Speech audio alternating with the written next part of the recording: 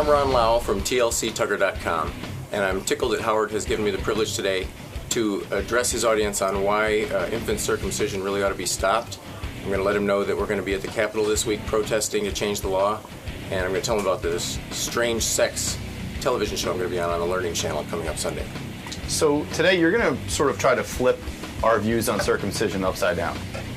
I can't imagine that it'll be that big of a change. Most people don't want any surgery on their penis. It's just a matter of thinking about that infant as a future man who would make that same choice. All right, this guy, his name is Ron. And Ron has a foreskin restoration device where if you're circumcised and you want to grow your foreskin back, Ron is here.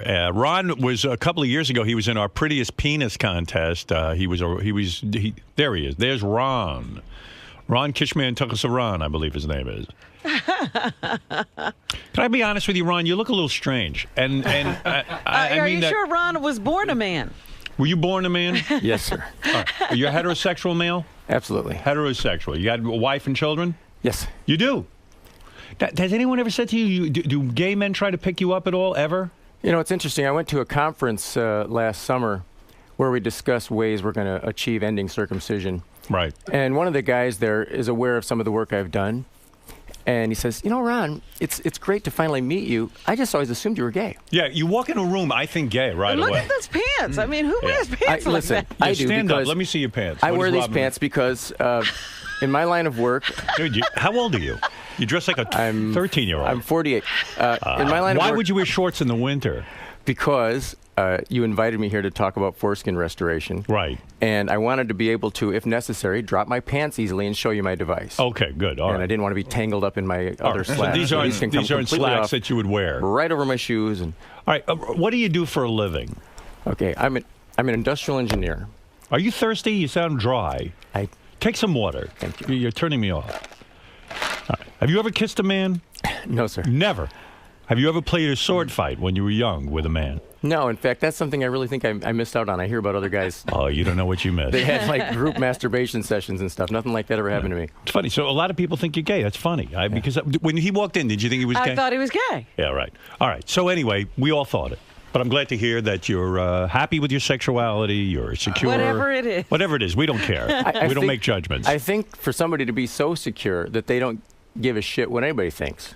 Ron, They'll talk about their foreskin and not worry whether Howard Stern thinks they're gay. I agree with Shows you. Super heterosexuality. I agree with you that men should not be circumcised. That when a baby is born, I don't know where the circumcision came from. Some people feel it's a religious thing. It's about health. It's about cutting off the foreskin makes your penis less likely to cancer. There's been all kinds of myths. I think it's nonsense that if you're born that way, it seems to me it's a mutilation to cut it off. In the same way in Africa, they sometimes cut off a woman's clitoris, and they think that's justified. I think our foreskins were cut off in order to desensitize us, and I think it was a bunch of religious nudniks who decided they didn't want us going around fornicating, so they'd cut off some of our penis skin. Do you think that's accurate? Yeah, I think you're very accurate.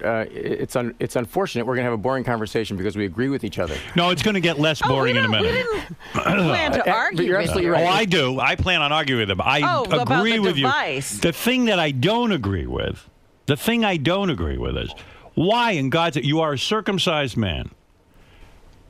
Stretching your circumcised penis to look like a foreskin makes no sense to me. I mean, you want it to look uncircumcised? Why? Your penis skin isn't going to be any more sensitive by stretching it. Why would you do this? My penis skin is going to be more sensitive by stretching it. How do you know that? Because I've undertaken restoration myself, and what happens is, let's talk about what the foreskin is and does, and then we can talk about what restoration does to restore that. My penis is so sensitive, I come within 3 seconds of being inside a woman. I mean, I don't need it to be more sensitive. I think it works just fine. Maybe a foreskin would have been bad for you. For me, it would have been bad, actually. Believe it or don't, when you have all of the natural skin, the most exquisite, densely packed, specialized, pleasure-receptive nerve endings in the penis are in the foreskin. Are in the part that's cut off. Right. And when you have those, you're better able to pace yourself during intercourse. Why is that? It's more like you feel the effects of having an accelerator pedal instead of an on-off switch. Every time your penis goes into somebody and starts to withdraw, the coronal ridge, the flared part of the back of the glands, is scraped against those vaginal walls, and that's the most ticklish part you've got left. You're not regrowing any nerves when you restore your foreskin. You understand that? I'm not regrowing any nerves, but I'm making what's left work better. When you have new skin that can cover the glands, so that the glands is always protected by that skin and not drying out exposed to the air or rubbing against your underwear or the bedding, then the glands, which is mucosal, it's supposed to be soft and wet like the inside of your lips, can revert to that more supple state. And that has happened for you with this stretching technique of yours? Yeah, my glands used to look rough like the outside of my lips, and now it looks different. Well, I don't know if you'll notice if I'm a guy who wants to... How far are you going to get into this examination? Well, he's going to show you his penis. No, he's going to show you. Should I walk right up to the window and show her? Of course. Now, so you say your penis glands are now soft and wet. That's good. I just wanted you to know that, Rob. Glands is. Did you, how long does it take for, let's say we buy into this. I'm not sure I'm sold on it yet, but let's say I go to your website and I buy your device. What is the device called? The easiest gadget we have, we call a Your Skin cone. And with that... Your Skin cone. All right, go ahead. With that, all you do is take the skin you've got left, force it over the glands. Maybe if I took out my prop, I could That's all right. You don't have to show it to me. So here's a model of a foreskin on a penis. So this was just a sex toy, and I bought this latex sleeve. All right. And so you would just take the skin you've got left, force it over the tip, and when you pop the cone on, it just stays there, and all it does is keep your skin over the glands to protect the glands. How often do I have to wear... when did you start wearing a cone? I started restoring in 2001. 2001, you started to put a cone over your penis. Do you walk around all day with this cone on your penis? Yeah, I've gone very few days or hours even since then without something on my penis. So you're telling me that since 2001, you've walked around with a cone device on your penis. So right now, there is a cone on your penis? Right now, I have a stretching device. Let me see your penis right now. Robin, we're going to take a look at this. We have to. Let me see what you're up to, because you're a nudnik, you know that. This is not that important that I'd walk around with a cone, but go ahead. I'm going to hike up my shirt a little bit. Please do. Right, here comes Jason to photograph the evidence. I take it you have a large penis, right? If I was embarrassed about it, maybe I wouldn't be in this line of work. Right. But you're certainly not shy about showing it. All right, just pull down your pants and get it over with. This guy's tying up his shirt like he's a chick. I still think you're gay. I wish I was tying up my shirt. It won't stay. Pull down your pants. Now, what is this? Just pull it down. If he was a girl, he would have had that done already. Yeah. Right. So you know I'm not. All right. All right. Show it. Speaking of shirts, your guy Ronnie didn't have a word to say about what I was wearing. I had a whole array of outfits. Come on. Pull down your pants. You're not funny. No one cares. Pull down your pants real quick and let's get this over with. Very good. All right. This is a guy who was circumcised. What the heck? Now, is that your cone? Oh, my God.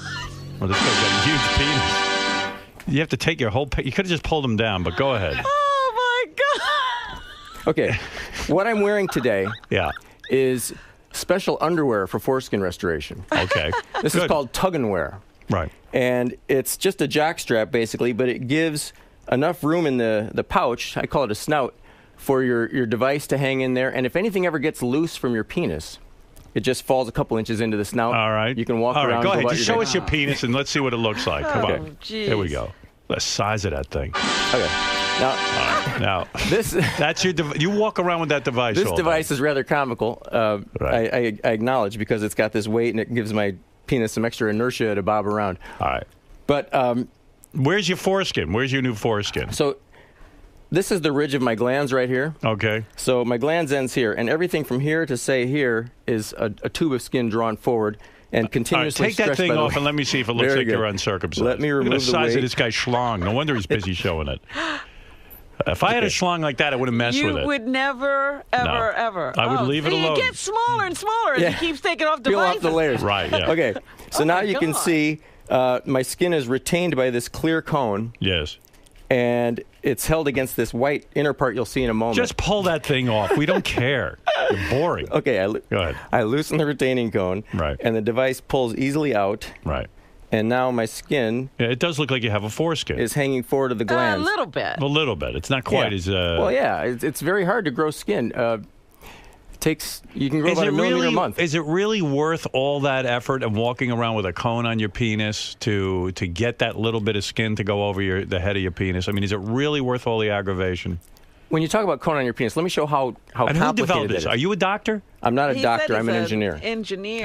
Well, when you talk about this? wearing just a cone, I just put on the cone, and you see how it hangs there. Yeah. You could do this. You should do this. Anybody can do this. I don't have you enough wear it penis under your to do winter. that. You wear it under your underwear. Right. You wear it to bed at night. I sleep nude, and it stays on all night. This will give you an immense improvement in your sexual experience. It's really disgusting, I got to tell you. And, I don't know that walking around... He's got his penis in a cup. You have your penis in a little cup all day. And I don't know that it's that important to me at this point in my life. You know what I mean? I understand it's important to you, and I'm not sure why. I don't know why. Yeah, I don't know why. It seems... Howard, you are one of the most sex-obsessed people, as far as the public's perception of you. Well, listen, I love sex as much as any man. Why but you wouldn't want it to be as good as possible? It's as good as, you know what, it's so good that I don't need it to get any better. I'm coming too quick as it is. I don't need it to be any better. And also, that seems like a tremendous fucking time consuming, Did you energy see me consuming. Put this on in 1 second? That's all it takes. That's But it. you didn't pull your skin down because your skin is already down. Have you shown that to a doctor, this device? Have they said it's safe to use? Yeah, a few years after restoring... You willing to put your pants back on? Because I'm getting a little bummed out. You could at least let your shirt down. Yeah, I'm having a conversation with a guy who's standing here with his penis in my face. You wore that cone for 3.5 years. The before and after pictures at my website show my progress. Right. After 3.5 years. Yeah. All right. Let me just say that you're great. For more information on Ron Lowe's foreskin restoration device, you can go to tlctugger.com, Robin. And to learn more, how dare you laugh during a very serious discussion like this? And to learn more about Genital Integrity Awareness Week. What is that, Genital Integrity Awareness? Is that something you started? I didn't start it, but I'll sit back down. You can go to ronlowe.info for Genital Integrity Awareness. Tell me about Genital Integrity Awareness. Thank you so much. All right. Every year on the anniversary of the U.S. law which prohibits female genital cutting. Right. We go to the Capitol. Yes. We stand around. When you say we, how many people? When I say we, I'm talking about a group of people who barely know each other. 50 people? They're acquainted online. Yeah, maybe 50 people will be there. There's 50 people who care about this. Maybe. Listen, 25,000 people recently signed a petition at intactamerica.org. Do you have a son? To make an appeal to the AAP. I have 2 daughters. One just started college. All right, so you never had to deal with this issue for a son. Not directly. All right. Okay. So we go to the Capitol. Daughters know what he does. My daughters help with the business. They'll pack orders, take orders. Is that right? Do sub-assemblies. Have they looked at your cock? They may have seen it online. Right. What do they think of it? They've never rated it. Right. All right. So this is a real business for you. How many of these do you sell a year? About 3,000. 3,000 penal devices. Yeah. Stretching devices. Yeah, and what do they cost? Hundreds of thousands of men restoring. Right. You know, some of the people we help among those 3,000, they just want a free bumper sticker because they've got their own method, but they just want to show. What does it cost for your method? Like if I go online and get it? The device I just showed you is over $90. Okay. But you can get a regular TLC tugger for $60 shipped, or the simple cone is a $9 item. And so nobody really, I mean, they do this, but there's no great demand. So you can't make a living from your tugger device, can you? You might think that, but it's not correct. Your whole living is from this business. In 2003, I started making these, but I was still an industrial engineer for a toothbrush factory. So I just started offering them on eBay and to men I'd meet in online forums devoted to this topic. And so many people started wanting them that it was really taking all my time, and I was getting about 4 hours sleep a night. And you quit your job. Which is how you start a business. You have to really sweat and lose some sleep. And in 2008, I figured out I could quit my job. So if you have 3,000 customers, how do you make a living from that? Because it's enough money. Is it? It supports both my wife and I. We're MBAs. How much money is that a year? Our day jobs I can't do the math. with a pay cut. You say it's about $60 for the device. You got 3,000 customers a year. What is now, if I was going to do the math, the easiest way I can see, I'm going into this man's finances. This is a tough one for me. You got 60. Let's see. You got, well, let me start with 3,000 customers, and it's $60, all right? Now you got 6. Now 0 times all those numbers is 0. Okay, so I'm putting a 0 down. Yes. 6 now is the tough one.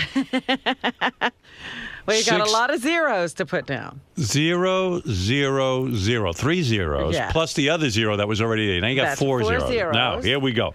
6 times 3, Is 18. right. Now, so that's 180, $180,000? Yes. Wow. But you've not taken into account manufacturing. What is the Well, cost? I'm looking at that plastic cup. It's got to cost 3 cents. You would think so. It's If a it was- Dixie cup. If it was mass produced, in a sweatshop somewhere, the cost literally could be under $1.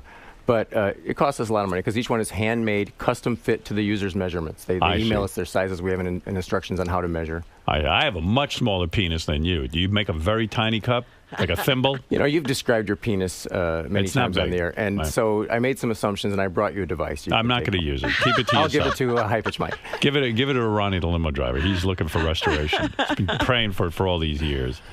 What is it, Fa-Fa-Fu-Hi? We have sort of a dilemma. We don't know what to do. He left his apparatus on the couch right where you sit during the meetings. I'm going to have to burn the couch. Yeah, can you move that I'm apparatus? sorry. And Gary, can you burn the couch? Listen, you can blame Will. I told him to bring a stool in here so I could set things on it. Right, that's all right. Don't worry about it. I bet your apparatus is clean. All right, clean. I just got out of the shower. So Ron Lowe, your device is earning you a living. You say that you're traveling to Washington, D.C. Right after our appearance here today. Yeah. And you are going to take place in an event called, you're going to take part in an event called Genital Integrity Awareness Week. Yeah, and so your I started- wife is all for this, too. Yeah, and bless her. I'm an atheist, but I just said bless her, whatever. She's. I'm so lucky to have her because she supports this. She's, followed me on this dream to be able to quit my job and do something that really matters. I mean, it's the American dream. Why don't you to sue change the world for doctors better. who circumcised? I'd love to. The guy who cut me is long dead. Right. You And, research that? That's what happens when you cut someone as an infant. By the time they realize the extent of the damage, the person who did it, they can't go punch him out or sue him or anything. It says here in my notes that you're very passionate about your penile foreskin restoration work, and that this person, Van Lewis, is very you heard about important. him? Who is Van Lewis? Van Lewis is my hero. When you talk about this genital integrity movement... Are you getting emotional about Van Lewis right now? A little bit, yeah. Someone told me you get emotional to the point that you cry when you hear about Van Lewis. Is that true? I cry about a lot of things. My Why kids is make Van fun of me. Lewis important to you? Well, because in 1970, earlier than I've heard of anybody else being so bold, Van Lewis, who lives in Florida, realized what he had lost due to his circumcision and got disgusted about that fact. And he went and protested in front of a hospital in Florida. And just him and his brother had some big signs that said this circumcision is wrong and these doctors ought to be ashamed of themselves. And he actually got arrested in 1970. So I'd say he's a real pioneer. He's your hero? He's still alive? He is alive. However, he's battling aggressive cancer. So he's not going to be able to join us this year in Washington. Your hero But I has really joined want- you every year at the genital Many awareness. years in a row. And you're saying this is the first year he cannot. Yeah. If he dies, what will that mean to you? Well, he's such a visionary and leader that he has given us all sorts of great guidance. Does he have his foreskin restored? He's working on it. I won't speak for him, but it's a private matter for every person. But he's. What will the movement lose if we lose Van? Well, that's the beauty of it. Lewis? I think a great leader creates great followers, and he's just, by his inspiration, has helped a lot of people I guess you could realize say what they can sacrifice for this. to the rest of us, it's weird when you start crying about a guy who is anti-circumcision, but to you, it's a big deal. Well, yeah. Right. Why Well- does this mean so much to you? Because he's out of his mind. No, I'll tell you Listen, why. Because it's I a agree with you. violation of an infant's basic human rights to strap it to a board and start chopping pieces off of it that are going to ruin its sex life. I agree with you. I think what Robin's referring to is why is it so important for you to restore your Right, foreskin? right. Yeah, But he the did explain restoration. his glands are now moist. Glands is now moist. Right. It's important because it has made sex so much better. Before, Really? my Artie wife and I wants to would- talk to you. Hold on. Artie, go ahead. Yes, You're a Artie. dope. What? You are a classic loser. You're talking to our guest? I guarantee you've sucked the cock. Yeah. Have you What sucked do you it? do all day, you fucking piece of shit? Why are you so angry, Artie? With You're a douchebag. Are you circumcised? Of course. When I was here in 2008, I'll address Artie in the ether. Artie, when Right. I was here in 2008, you said, I want a circumcised cone. Right. came out of your mouth, and I never got a chance to give you one. He thought you said ice cream cone. Trust me, if I know Artie. But listen, So- I want to tell you exactly how much better sex is. Okay. In the past, before I restored, this is when I was in my late 30s. Yes. You know, my wife and I had been married for 10 years, and we'd have sex regularly. But it started to take longer and longer for me to finish. Wow. So we'd be going at it maybe an hour. And in that God, time, poor woman. in that time, my wife would climax like 5 times, and you know, I'd be tickled at my power to give her that experience. But she'd literally be rubbed raw and need days off. Right. And I don't experience that. I'm circumcised. I blow a load in 3 seconds. Well, Any woman who's ever slept with me can tell you that. There isn't a one that was treated to more than 3 minutes at as the I top. say, 3 minutes would be a lot. Oh, it's in part please. because 3 minutes would be a long time. It's in part because you're left with more of an on-off switch than an accelerator control. I see.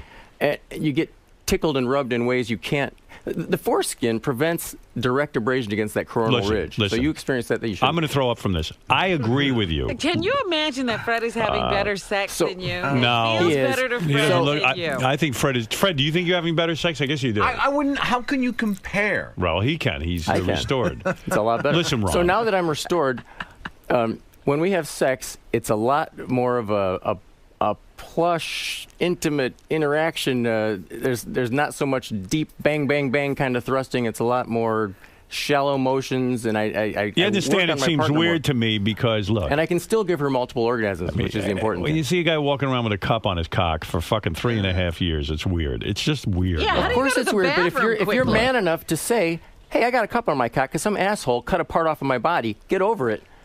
This is going to be an insult to anybody who has like served in our military, but I'm an amputee.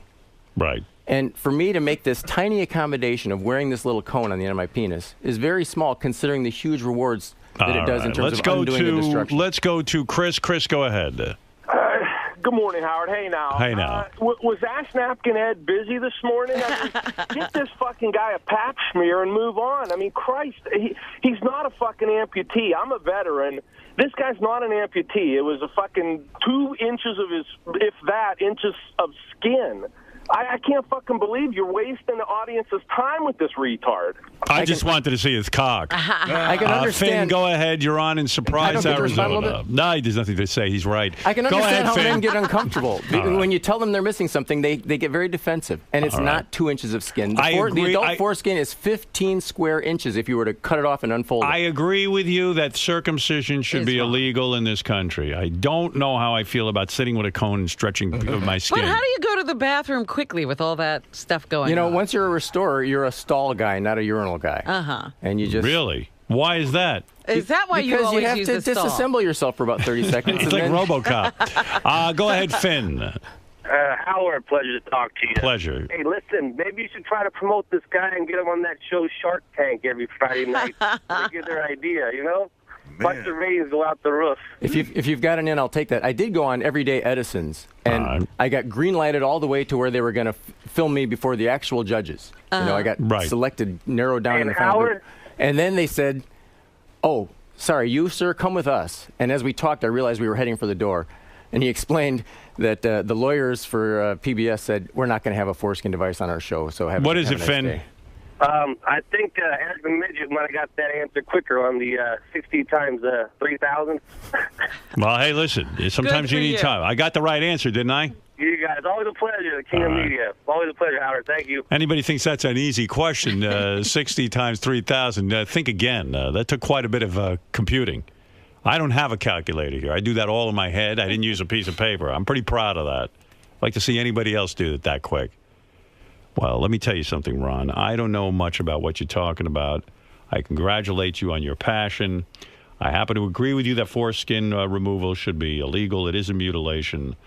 Anybody wants to restore their foreskin, feel free to contact Ron's website. That's Ron Lowe at Foreskin Restoration Device. Go to tlctugger.com, tlctuggerrobin.com. It's good for a Christmas gift, too. Where's Richard and Sal? And what about them? Well, they were going to try on my devices. They were? Well, who cares? It's insane. You know what you're doing. When Richard tries this, he's going to convince all the rest of you how easy and beneficial it is. I don't know that I want to see. Does anyone want to see How long Richard? does it take to see some progress? If you start wearing the Yorskin cone, you will notice changes to your sensitivity in a few weeks. But you got to keep wearing Richard wear it for a few weeks. Do you really? This guy's looking for any reason to whip out his cock. Richard, yeah, but not in front of this creep. You want to keep your pants on? Somebody's creeped you out. Yeah, he looks like a less manly Ellen DeGeneres. He's weird looking. But have you been sending these cones here for years to Sirius? I sent a cone to you personally when you made a Chicago appearance. It went right in the garbage. I'm sorry. Thank you, though. In a few years. When it comes to our penises, we don't want to put anything on it. Exactly. I mean, I appreciate what the guy's doing, but I don't want to mess with my cock. Then I don't want foreskin, quite frankly. In what way would it be messing with it? You're just taking the skin you've got left and putting it in contact with the glands that's already yours. First of all, the word glands is disgusting. Yeah. Never use that again on my show. I'll say head from now on. Danny, go ahead. You're on the air. Hey, fellas. Hey. If this guy wants to sue somebody, he's talking about suing his doctor. And he can't because the guy is dead. Well, sue your parents. They're the ones that allowed the doctor to do that to you. Well, there's a good point. That is He's absolutely my right. My parents are lay people, and their job is not to diagnose and treat. Their job is to protect you and to watch after you. If that was treat my conditions. Deal. The doctor is let's the expert. Go to Dan. Dan in Atlanta. You're on the air. Hey now. Hey now. Not one national medical organization on earth endorses routine circumcision. So every doctor who does it is performing cosmetic surgery on a non-consenting victim. Dan, go ahead. Yeah, I'm 40 years old. Last year I had a medical condition where I actually had to get circumcised. And what was it, sir? What was your medical condition? Well, I got MRSA. Oh, well. What is MRSA? Yeah. Basically it's a staph infection that's resistant to medicine. Oh, it's an aggressive bacterium. However, you should know that plenty of babies get MRSA in the hospital after their circumcisions. The hospital is the worst place in the world to be if you want to stay well. And so the number of babies who get MRSA far exceeds the number of adult men. So you were 40 years old. The foreskin has very little to do with whether or not you're going to get MRSA. So you were 40 years old, you got MRSA, and the doctor recommends you getting circumcised. Oh, I basically had to. I mean, it was swollen. It was kind of disgusting. Honestly, I almost sent a picture in a couple of months ago. You had that, grossest penis thing. If you didn't have the infection in your foreskin, it might have started in the meatus, which is the urinary opening of the gland. So you would have had to have that amputated. All right. Yeah. So what happened now that you're circumcised? Do you like it better or do you hate it? No, it's less sensitive. Definitely less sensitive, and I got it takes longer to climax. So you're telling me that as a guy who had spent most of his life uncircumcised, being uncircumcised is a much better feeling. Oh, yeah. Wow. So that leads to my conclusion that these circumcisions started by a bunch of religious freaks who wanted to curb sexuality with men. There can be no mistake. In the 12th century, a revered rabbinic scholar named Maimonides said that the purpose of circumcision, and he wrote this in a book called Guide of the Perplexed, you can look it up. So the purpose of circumcision is to reduce a man's attention to his genitals, to eliminate distractions. Right. He also happened to say that once a woman is with an uncircumcised man, an intact man, we like to say, she'll never go back to a cut man again. So that's why you got to keep our group separate from their group, this xenophobia. Howard, do I need to pull out my cock or can I get out? No, you can leave. Okay. Richard, please. Let's take this with you. No, that's okay. He's not going to use it. I'm not going to. Yeah. Don't try it on. Don't waste time. I'm sorry. He doesn't want to put it on his cock. He's so bummed out. I don't know why he thought you'd be his guy. I'm fine with my cock. It works fine. How would you imagine Richard would take out his penis? Who got that crazy idea? Seriously, I mean, yeah, but that doesn't mean he's going to put a cup on his ship has sailed. He's not going to spend 3.5 years putting a cup on his cock. My fiance is going to think I'm a loser if I walk around with a cup on your cock. This guy won't even brush his teeth. He's going to sleep with a cup on his cock. I mean, come on, Dylan, go ahead. You're on the air in San Francisco. Hey, Howard. Good to talk to you again. This guy, he is so creepy. Richard, come back here. Ron wants to say something to you. Go ahead, Ron. I cut you off. Thank you. Yeah. Richard, you're about to be married or you just got married? About to be, yeah. You want to have a long, happy marriage with an exquisite sex life. And you don't want oral sex to stop after you get married like it does for 99% of men. So why not make it as easy as possible for your wife to give you a full to completion oral experience? once your glands and the mucosa near it are so ticklish when he and says sensitive, glands and mucosa, I want to hang myself. I feel like he's hitting on me or something. Yeah, I know. Once the head is so much more sensitive, We don't care about his head. Way easier for her to actually finish Dylan, you off. let Dylan get back to his point. You were saying Ron is a creep? Yeah, I would say that Ron is almost as creepy as Ronnie, the limo driver, and this. I think he's creepier than Ronnie, and Ronnie's pretty creepy. Yeah, this is the creepiest. And let me tell you something, Howard. That fact that you said that circumcision is to help take attention away from the penis. Yes. Ever since I was a kid, I've been fully alerted. Ron is right, though. I know I'm totally consumed with my penis, but he's saying it could even be better. No, just because that was the intention doesn't mean it actually works. Hey, by the way, Ron totally ruined the word BJ. That description of a BJ with mucosa really is gross, and no woman's ever going to blow anyone again when they hear mucosa. Could you take my glands and mucosa? When your wife puts your glands, penis in, and with mucosa, I mean, Jesus Christ, who the hell's going to want to blow anybody? Mucosa. All right, listen, you're wild, but I do agree with you. It's not just you. Hundreds of thousands of men are but restoring it's their important that foreskins. I agree because I'm a leader of when you go to my many people. website, one of the things you'll see is the testimonials we get. All right. And I get letters like this one. First of all, I wish to thank you for making a fine product. I've been using your restoration cone for just over a month, and already I'm seeing and feeling significant differences in my penis. I am married, and my wife and I are trying to start a family. Before, my penis was so raw and desensitized, it was almost impossible for me to receive enough stimulation to achieve orgasm. In addition, my wife would complain that sex with me would always take so long and dry her out, making her vagina incredibly sore. Now, after a month, things have changed. Sex is much more enjoyable, and we may even be able to conceive naturally. You've really helped me out. Hey, Ron. Van Lewis. Cry. They said if I you guess I read it too fast. If you mention Van Lewis, Ron will cry. All right. For more information on Ron's foreskin restoration device, go to tlctugger.com. We wish you a lot of luck with that. And to learn more about Genital Integrity Awareness Week, Dylan, are you going down to Washington for the big rally? Oh, definitely. I'm going to fly right out for the We'll be there big through rally. I Sunday. can't wait. Just give us your emotional support. There's also rallies in Boston, Seattle, Los Angeles. You can go online and participate virtually on Facebook. All right, go to ronlow.info. All right, Ron, thank you. We're going to take a break, Robin. We when just come want back. the law to be gender neutral. Why should you be able to cut part of a boy and not part of a girl? This picture shows. Yes. What is that? These are the genitals of a 3-month-old fetus. A male or female? What is that? Is this like pornography? Yeah. One is male and one is female. They're indistinguishable at 3 months. Right. So to say that 6 months later you can cut one and not the other is just absurd. We agree It's with sexist. you. What you're talking? You're preaching. Who did? So why are you mocking the idea of showing up at the big rally? Nobody's mocking. Oh, I that. said, are you calling her? You're I'm over. sorry. Hey, I'm defensive. Computer girl wants to speak to you for 1 second. The computer girl who sits in the Artie chair. Let's hear you. Go ahead. What do you want to say to him? I'm regrowing my hymen. I'm a freak too. Van Lewis. Boo-hoo. All right. Thank you. All right. Good luck to you, and we do support your cause. You know, if you really support it, you could sign this beautiful picture book for me, and we'll auction it off for Intact America. No, thank you. All right. Listen. We not interested. All right. Well, whatever. I'll sign your thing in a minute. Oh, you're very kind. I mean the book, not that thing. I agree with you. You're right. Mutilation is wrong. It's Listen, mutilation. we've left a lot of layers unpeeled. I think you're going to need to have me back to talk about really what infant circumcision is. I got props. You got a book? Will, if you have a son, are you going to circumcise I think so. You would? I think so. I did it. I have no regrets. Right? Both of them.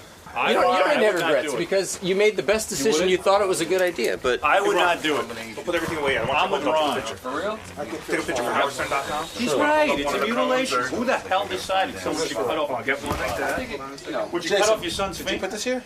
Yeah, I just walked out. That's the one for Tony. Okay. Who do you think invented circumcision? Some shithead. Do you have like your contraption to hold up? Well, yeah, sure. Fred's uncircumcised. He's clean, I think. All right, Freddie. Say again? I said you were uncircumcised. You're clean. Now, what do I do? Sign here? Thank you very much. Anyway, yeah. I'm a lucky fella. Ron, can you talk to me for a second? Sure. Do you think your cause was stifled today because Howard wasn't 100% backing, your passion? He's obviously as passionate as I am about protecting infants' rights, which is great. I can understand why a guy who's so used to being part of a fraternity of men could be uncomfortable getting involved in something that's so penis focused as restoring, but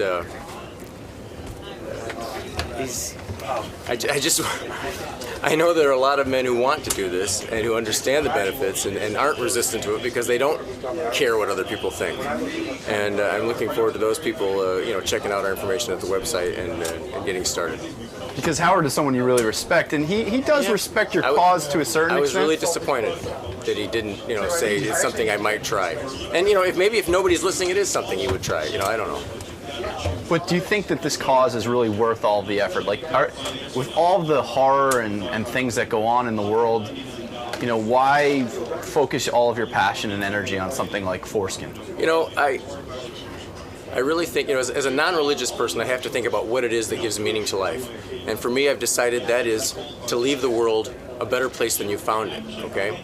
And by helping men avoid suffering with the consequences of this, I'm doing what I can with the expertise that I have to leave the world a better place. And that's all I can do. I can't solve the shortage of water in dry places in Africa. I can't necessarily do anything about female genital cutting because that's not my expertise, but this is something I can do and I have to do it. All right, Ron. Well, good luck with your cause, and thanks for coming by today. Thank you. Cheers. Do you feel lucky now that you've heard this man so passionately defend? I'm lucky that I didn't have that happen to where I actually have to go and get a device like this and waste 3/4 of my day putting it on, taking it off, urinating around a piece of plastic. Quite honestly, it looks like a fishing lure, and it doesn't look like a foreskin. It looks like bootcut jeans. That's what it does not look like a real penis anymore. It's not real. I don't see how it can restore anything. It's like, I don't know. No, I'm not for that. I'm against circumcision, but for that invention, let's figure out a way to cure cancer first. Sal. Yeah. After hearing this guy, Ron Lowe, talk about, uncircumcised schlongs and all that, are you happy that you are the way you are, or would you rather be, cut like everyone else? Growing up, it was terrible. It was something that I had to hide from everybody. It was always embarrassing, extremely embarrassing. I remember working as a waiter one time, and one of my friends who was a waiter was speaking to a girl, and I overheard her say to him, last night I was with a guy who was sporting a turtleneck. It was disgusting. And I was like, and I'm fake laughing over it, and being uncircumcised.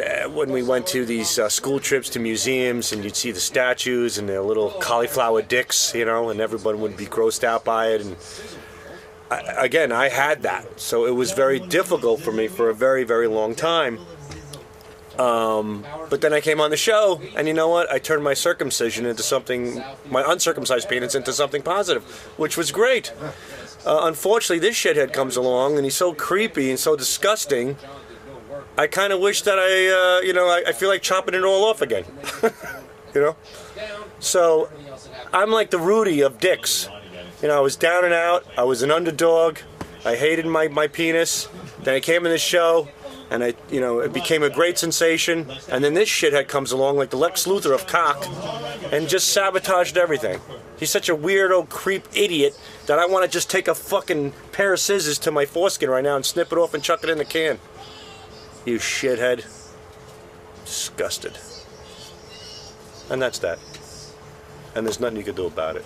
Richard, you typically love, or at least indulge people in all things penis related. I mean, it's something that you find funny, and it's a conversation you usually don't mind having. But you're clearly creeped out. Well, the guy, I don't want to be mean to the guy. He's a nice guy, and he's trying to do something nice. I appreciate what he does for trying to stop future circumcisions, but you know what? If you're already circumcised, just leave it alone.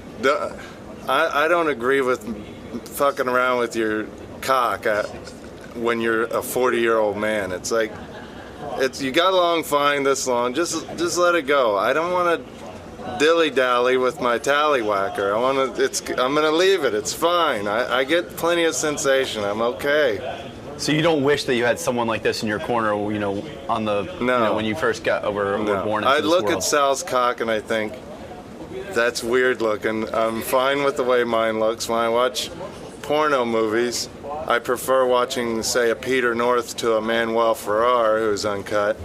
There's just something more normal looking about a cut penis, and I'm fine with that. Maybe it's not as sensitive, but I think mine looks normal, happy, and healthy, and I don't need a skin thing hanging over to make it look like a sandworm. I just don't need that. If it ain't broke, don't uncut it. Exactly. If the cock ain't broke, don't dick with it. No pun intended. Pun actually intended. But not a very good pun anyway, so it doesn't fucking matter.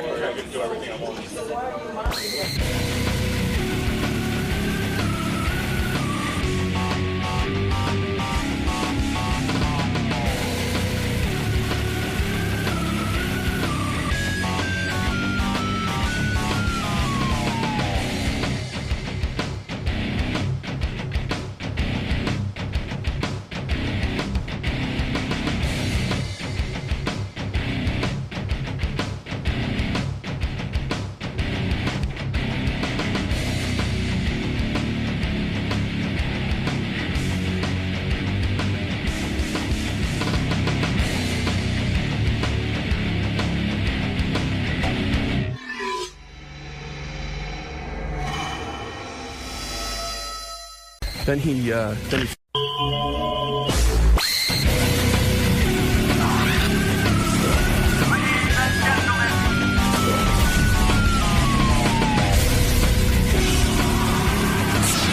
right, so we got Adrian Grenier and Kevin Conley from Entourage coming in. Adrian who? I love those guys. Adrian Grenier. Isn't it Grenier? I'm just saying is all. Leave me alone. You like this guy. You think he's hot. How you doing? Good. How's it going? Hey, what's up, guys? What's going on? Morning. Morning. Just got off the red eye. Oh, man. Sleepy. Throwing you right into the... Right into the wine pit. Yeah. The wine pit. Nice game. So you guys still psyched, though, even though it's so early? Yeah. Yeah, he got his coffee though. Right this way. Right this way, guys. Oh, look, the fruit plate. The fruit plate in there. They got the fruit plate. So you guys know if there's a fruit plate, you've made it. Yeah, that's it. This is it. We thought that if we weren't Tom Cruise, we weren't gonna get one. No, you guys have made the list. We did. Nice. That's a great. That is a very sexy fruit plate. So what's going on? You guys have a coffee table book coming out? We do. Is it a coffee table? It's a coffee table. Yeah. It was good. Have you looked at it? I have. It's actually a really great book. And it's not just because I'm in it, but that does help. All right. No. It's actually pretty well done. It is. That's all right. It's very fanciful. All right, guys. Have fun with Howard today. We will. We're very excited. From Entourage, Adrian Grenier and Kevin Conley. It's actually Grenier. Adrian Grenier. Okay. Yeah. Yeah, that's a tough one. I never knew how to pronounce that either. Yeah, these guys are on the hit show Entourage on HBO. There's the boys. There they are in the flesh. Man. What's up, guys? How you doing? Hey, fellas. Good to have you on here. Glad to be here. I like the pronunciation. Grenier. Grenier is the right way to say it. Grenier. Is it? That's No, it's Grenier. You don't even how know. do you say it? I don't know. Your co-star doesn't even know how to say it. It's Grenier. It's Grenier. I thought it was Grenier. Grenier. Why would it be Grenier? Because Will researched it and found out. And evidently, so you're wrong. Adrian, you don't even know how to say your own name. Is it Grenier? It's Grenier. It's Grenier. My mom Yeah. calls An it Grenier. And affirmative. I can't believe it. She does it every single time. My mom says the same thing. Yeah. Grenier. You know, Boys, in year 5, everyone in Mary Tyler Moore's show knew how to pronounce their own name. When Entourage was first coming out, I remember we spoke. We had you in with Mark Wahlberg, Mark yeah. With Marky Wahlberg, Mark. And now the show's a huge hit. Did It you, was like the first episode or something. But did you believe it would really be a hit? Did you really think it would be this big? Not as big as it is, no. It's pretty shocking. But yeah, at the time, it was like, I think 1 or 2 episodes had aired. What had you done up until then? I mean, you weren't that well known, right? I wasn't. I mean, I had done Unhappily Ever After. We talked about Bobcat Goldthwait. And, Right, yeah, that's yeah. Kevin. Kevin has quite a sexual history.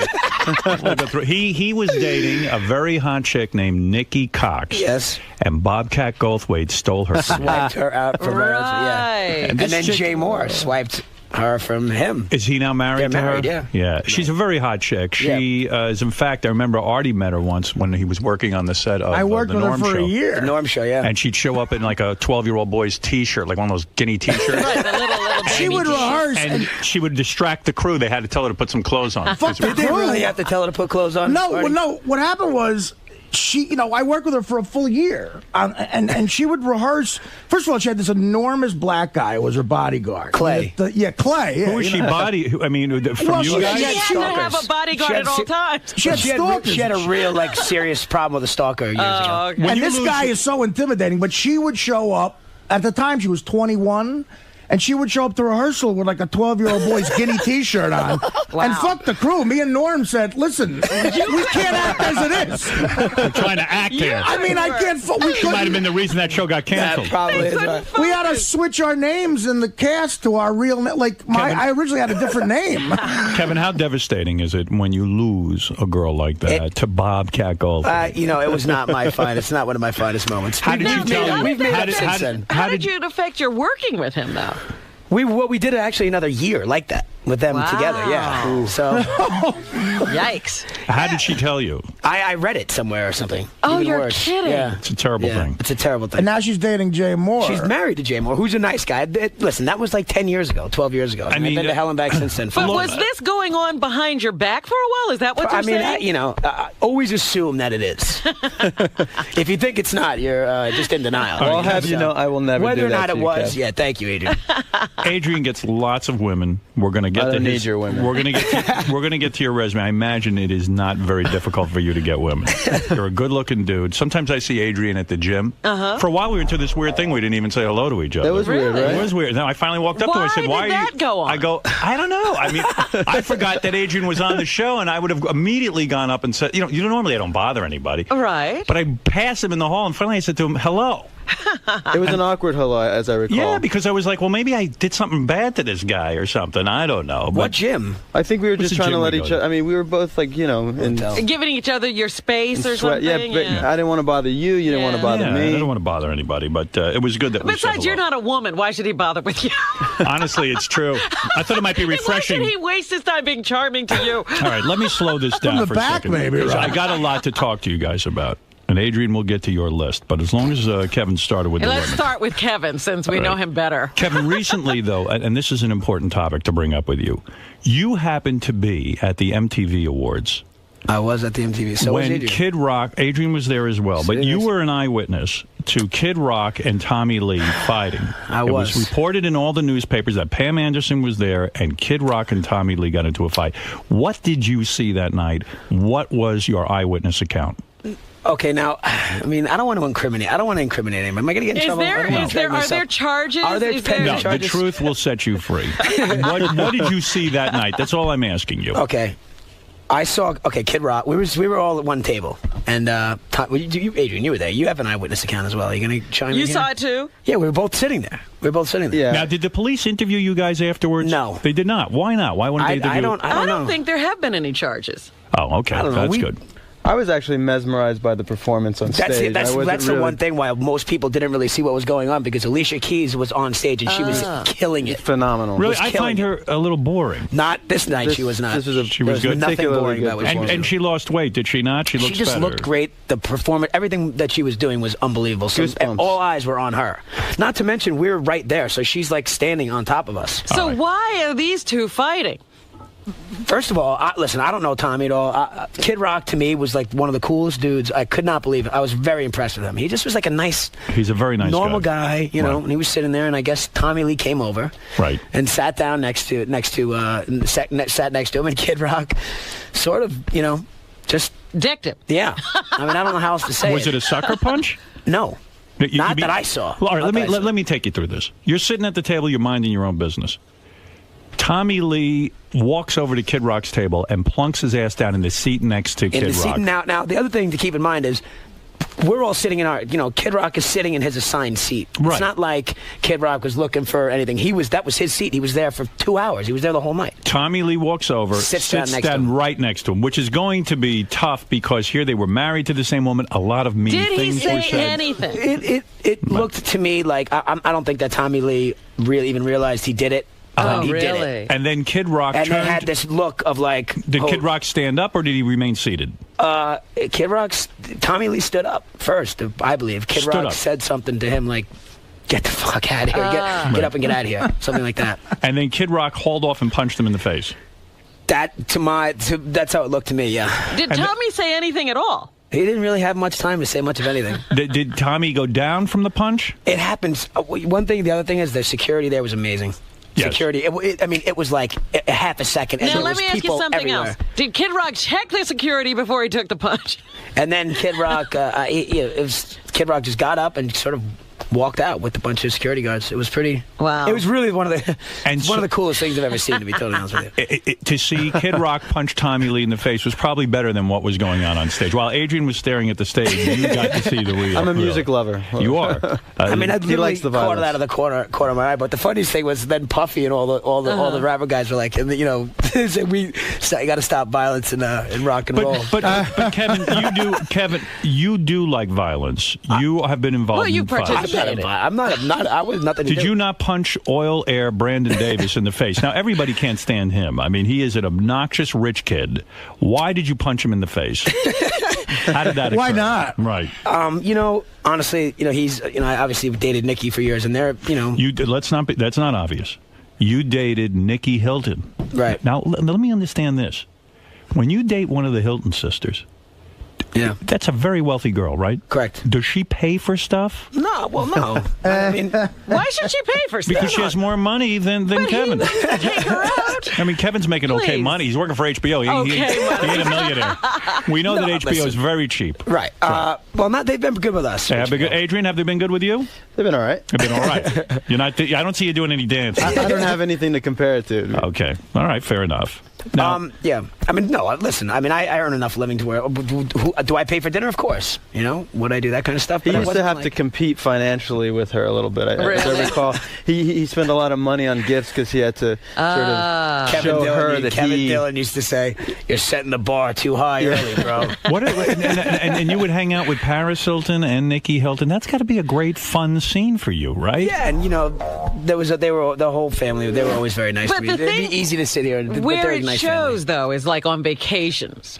Correct. Well, no, not only that. They took me away See, for yeah. they took That's me away when for she a Christmas spends her vacation. money. But her, that See, was we her could- dad. We could probably Rick, do a whole interview just on this aspect of your life because Right. it's fascinating to bag one of these Hilton sisters and to hang really, around in the whole thing, yeah. They're nice. They're actually really nice girls. Would you they ever, hate me now. Did they hate you now? Why do they hate you now? Well, no. I mean, it's gotten better. I mean, they hated me for a while. But Why? Because you broke up? Yeah. I mean, we just had an ugly breakup. But Why did she think you were going to marry her? She thought a lot of things, but we're friendly now. Why did you That's all break good. up? It seems like a good situation. Attractive girl. I mean, money, the whole thing. You know, we were together for a long time, and it's just some things just run their course. You know. Yeah. How now? Run their course, huh? When you start banging her,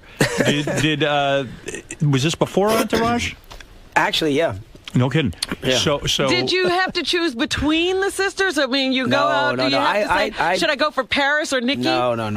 Who's got the tighter vagina, Nikki Cox or Nikki Hilton? Oh, dear. Come on, let's get that. Dear. Who's tighter? Who's They're better both in bed? very good friends, All right, but- who's better in bed? Nikki Cox or Nikki Hilton? You go to girl. You go into an island. They say to you, the only thing you can bring. You get one Nikki. Which That one one do you Nikki. bring? Tough one. You go with Cox or Hilton? That would be a tough one. It would. That would be a tough one. Well, what's your They're choice? both I'm giving you fantastic. I'm giving you Schindler's List now. Honestly, the other thing, Nikki Cox, it was so long. I mean, it was literally. Like So you would 12 take years Nikki ago. Hilton over Nikki No, Cox? no, not necessarily. Not necessarily. I'd be I would take Nikki Hilton. There's a chance Nikki Cox might blurt out Jay Moore's act. You mean if she blurts out Jay Moore's act, you would throw up? Yeah. All right. That's very, very mean. So you'll never reveal which one goes the extra mile? I wouldn't. I mean, I wouldn't. Honestly, Nikki more Cox, loving? I don't remember. Who's more loving? No, that's a tough one too. Well, look, you've seen Neither One of them. Night in Paris, right? Neither of them are loving? No, they both are. Listen, I always, honestly, I get along pretty well with both of them at this point. Nikki Cox and I, are really, and Jay Moore too. Jay Moore's a good guy. But wait a minute, Kevin. You've seen One Night in Paris.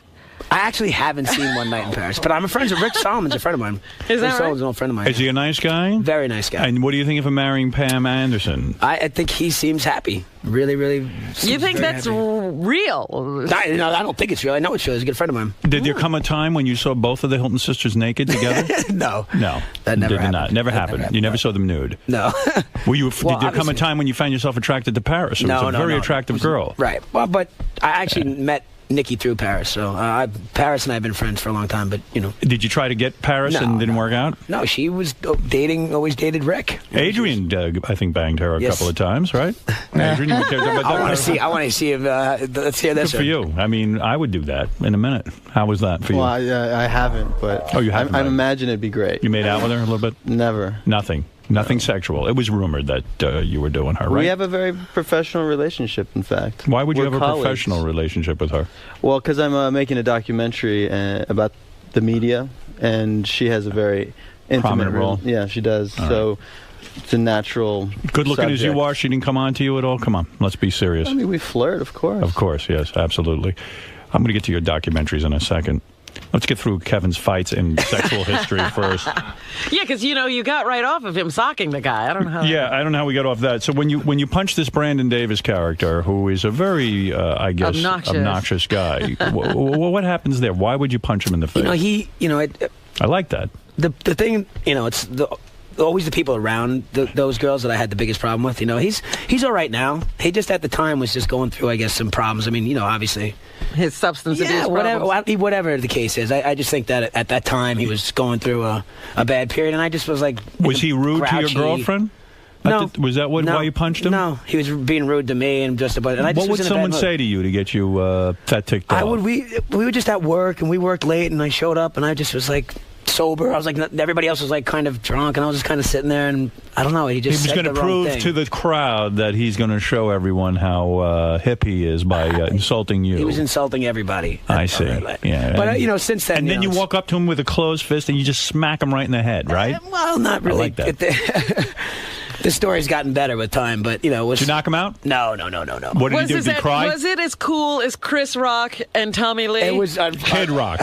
Or Kid Rock. Unfortunately, it was not as cool as the Kid Rock Tommy Lee. Have you done that a lot in your real life? What? Punch someone in the face? No. Do you ever have to go to anger management? No. Never had to do that. That's never been a thing. All right, now what about the time you punched out pro skateboarder Chad Muska at a club after... Where do you guys get this? He made a crack about Nikki, your girlfriend, Nikki Hilton. Right. And you punched him out. That's very manly. What happened there? Chad's actually a good friend of mine. You punched him out? No, but he was out of control. He was out of control. But he's apologized. What did he say? Tell me what he said. I mean, I shouldn't be saying this. But what? Yeah, I mean, this is satellite, right? We can say whatever. You can say whatever you want. He was in the DJ booth and he was like blurting things out to everybody for everybody to hear. Like, Nikki, I want to suck your tits. Vagina. Yeah, something like that. Nikki, I want to suck your vagina. Is that what the DJs say now? The C word? No, the P word? P word, pussy. Yes. All right, let me help you with this because we're playing Mad Libs. You're saying he yelled out over the loudspeaker. Not over the loudspeaker, out to the crowd. Nikki, I want to suck your pussy. That Correct. set you off. Wow. I mean, would it not? Honestly, I would like to suck Nikki's pussy. Don't punch me. But the worst thing is he and I are friendly. I mean, I got him on Entourage. Right. He was the guy that Kevin Dillon beats up his the car with the golf club. Oh, right. Yeah, okay. So I'm the one that got him that job. So he and I are friendly, but it was just one of those things, All right. We were fine like a couple weeks ago. Right, but once you gave him the shot in the face, he calmed himself down, and that was the end of that. Right. Boy, good for you. And then he called, and like the next day, he like apologized, and I could have handled that differently, obviously. Where did he punch him? In the nose or in the jaw? Be more specific. It was through a little crack in a window. I don't even know. You just landed one. Yeah. Oh, you're very manly. I mean, I respect your that. fist goes right through the window and connects with whatever's on the other side. It was a cutout. It was a cutout. Adrian, are people jealous of you? I mean, here you are on Entourage, and you're really a very handsome guy. You know that. You're a leading man type with the good looks. Do you find that other men are resentful of you? I wouldn't want to hang out with you. I know I... He wouldn't even talk to you at the gym. Exactly. I would be very hideous standing next to you. I like to hang out with uglier guys than me, and that's not easy to find. fine. How do you think we got the job back? Do you find that problem? Honestly, the guys that I hang out with aren't. They're, not really superficial like that, and they do all right with the ladies. He's got the same friends for a while, too. Right. So you have these friends, and you're this good-looking guy growing up. Did you start very young with your sexual resume? I would imagine that the girls were all over you early on. They were, but I was a late bloomer. But you had a power over women, did you not? Did you recognize it? I'm being serious. Were you an ugly duckling, or were you always this kid was never cute? ugly. Give me a break. How old were you when you get started in show business? I was about 18. 18. Mm-hmm. And were you the best-looking kid at the high school? I'll bet you female teachers came on to you. No, I wish. Never happened to you? Never. What about male teachers? I could see that, too. Right? Yeah. Guys hit on you, right? Occasionally I'll have to, let them know that I'm not that way. Right. So you get into show business at 18. And what's the first job you land? Well, I didn't get my first job until I got serious with acting around 21, and that was driving me crazy. It was like I got 2 roles, actually, an independent called The Adventures of Sebastian Cole, and Drive Me Crazy. And you get into show business, you get on this show Entourage, and things really break for you. Not only a good-looking dude, but you're on a hit show, right? This is very, very big in Hollywood. I mean, I can't imagine there's a party that you don't go to where you don't get laid. Well, that's the show. Yeah. That's the show, but I'm talking about real life. In a way, is it getting boring already? Like there's no chasing? I mean, have you ever been turned down by a woman? Well, especially in the last couple of years? I mean, the thing about it is people expect me to be Vince. Right. They want me to be. I mean, they fantasize about my life. So I almost have to put it on for them a little bit in order to satisfy. For example, you're dating a Sports Illustrated swimsuit model right now. This is very exciting to me. I mean, it really is exciting. Her name is Melissa Keller. For 2 years you've been banging her?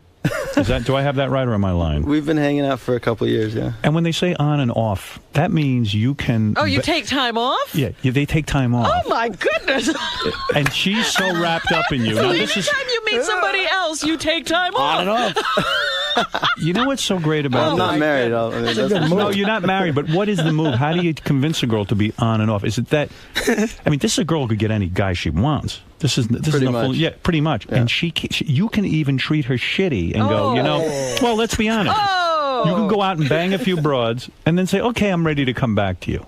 This is a wonderful, wonderful story. And I would like to hear more about it. No, You're ready to be on again. Yeah. How do you meet a broad like this? When you get lonely, Right. How'd you meet a girl?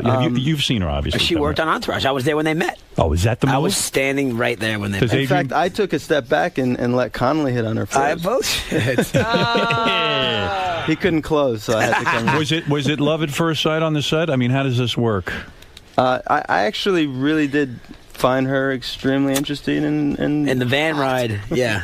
What do you mean? Where you take a van to the set. Yes. From where we were shooting at the Earth Cafe, and we pile into the van, and you could just see him. He was kind of these two. He was zoning. They're the two best looking people in the van, and there's no reason we shouldn't make love. Right. You just leave them alone when that happens. happens. I mean, and he was putting on the full court press. It was very obvious. I've been in that position before in show business where you got to make the ugly people small talk.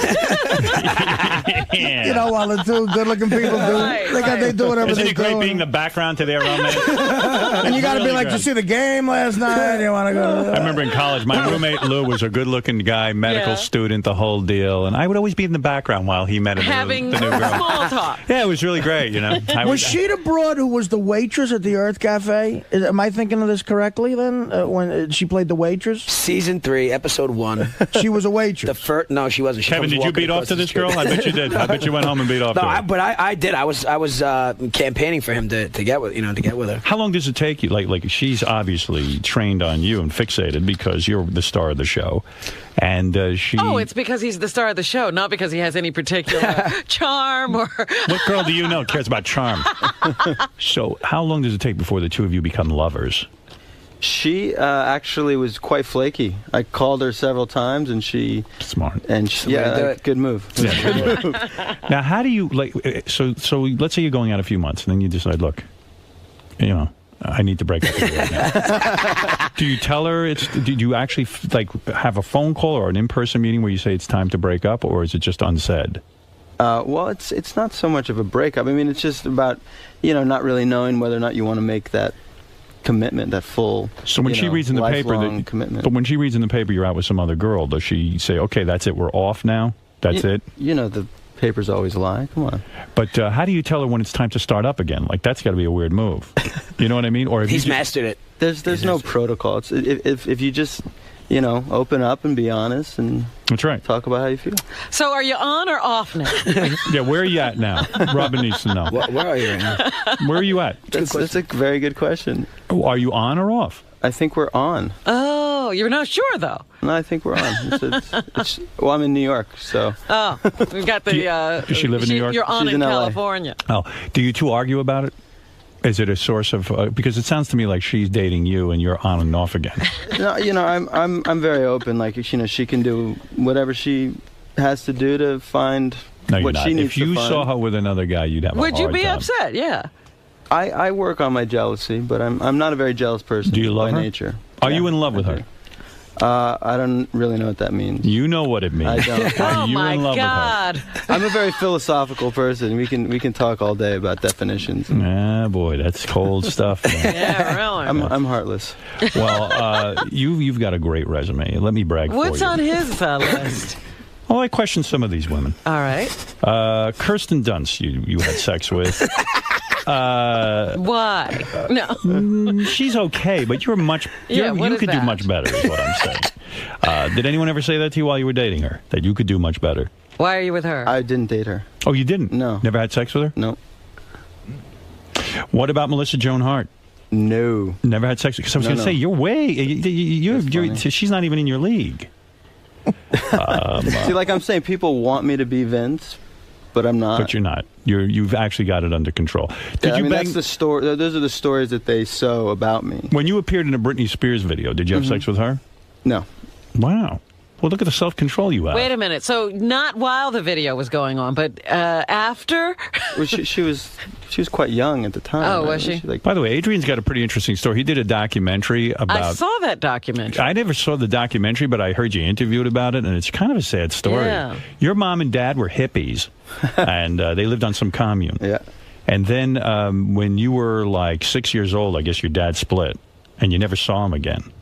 And you weren't even sure he was your dad because everyone on the commune was screwing each other so much that they weren't even sure. It was a question. And yeah. you did a documentary to go find your real dad. And this was before you were in Entourage. This had to be very, very painful to you. Do you think this is why you can't commit to the Sports And you Illustrated don't know what swimsuit? love is Yeah, and the whole is that a whole thing? Yeah, I think that definitely has something to do with it. And then when you finally located your father, The music. he rejected you, right? Didn't he? Did he reject me? Yeah. No, actually. But his wife did. You haven't seen the movie? No, I haven't seen it. You ought to see it. I want to see it. Yeah, that's But I'm kind of the asking you a point. question. Didn't your father's wife say, "Don't come around here anymore"? Well, she was a little threatened by me. Yeah. Why? Well, I don't want to give the movie away, but Give it away. Go ahead. Give it away. It's the biological offspring of the man you're with, of your husband, person you love. When your father's wife met you, did she just say, "Screw this, I'm going to bed with you," because you were so good looking? That'll show him. Yeah. Now, there's a movie. That's a good movie. So when you met with your father, were you bitter and angry? Did you say, "How the fuck can you have a kid and never, ever want to see him"? Did you say that? Well, the thing about the movie is I didn't really have any feelings about my dad, and everybody around me told me, "Oh, you must be bitter, you must be angry," and they would do the whole sob story thing. And in fact, I had a great life. My mother was extremely strong. She was a sufficient fatherly figure. I think you're kidding yourself. I think you're in denial. I think that there had to be some hole in your heart that there's a man out there who's my father and he's alive and he doesn't want to see me. Weren't you happy to meet him? Why were you searching for him if you didn't care? Well, I was curious. Why were you curious if you didn't care, if you had such a great life? Well, because I was looking for something. You were that I looking could for look up something. to. You were looking for something. Sure. Of course but, you know, were. ironically, there was a father figure in my life who, you know, because he wasn't my biological father, never felt obligated to stay around. Right. And he was the one who I actually felt most abandoned by. He split too on you. Everyone splits on you. Yeah. Well, no, he because I see a kid like you, I wouldn't split on you. I say, this kid's a cash machine. If I get him in the movies. You know, but the You wanna be parents my never know. They're the surrogate last father? to know. Sure. Why not? So when You know, I did see the movie, Yeah. and I enjoyed it, Mhm. and I got to say that it opens at Father's Day at Yankee Stadium, right?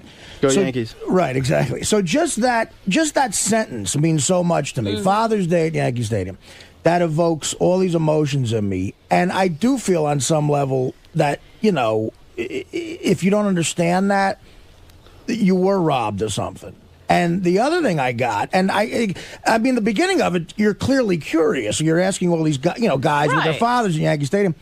And the other thing I realized, this guy who was your father figure was clearly annoyed that you were trying to find this other guy. Is that the case, or did I misinterpret? He looked like he was pissed off that, you know, after this guy wasn't around, all of a sudden he's getting all this attention. Yeah, no, that's true. I mean, that would piss me off. He seemed aggravated. There's a great scene where they're eating dinner together. jealous, it's a very real thing, and he's like, he He's wasn't probably here like, for put all this. this time into you, and now you're busy looking for this other Well, that's club. why you shouldn't even bother. Right. It was interesting. And ironically, my biological father, had he been around, probably wouldn't have taken me to a Yankees game. Right.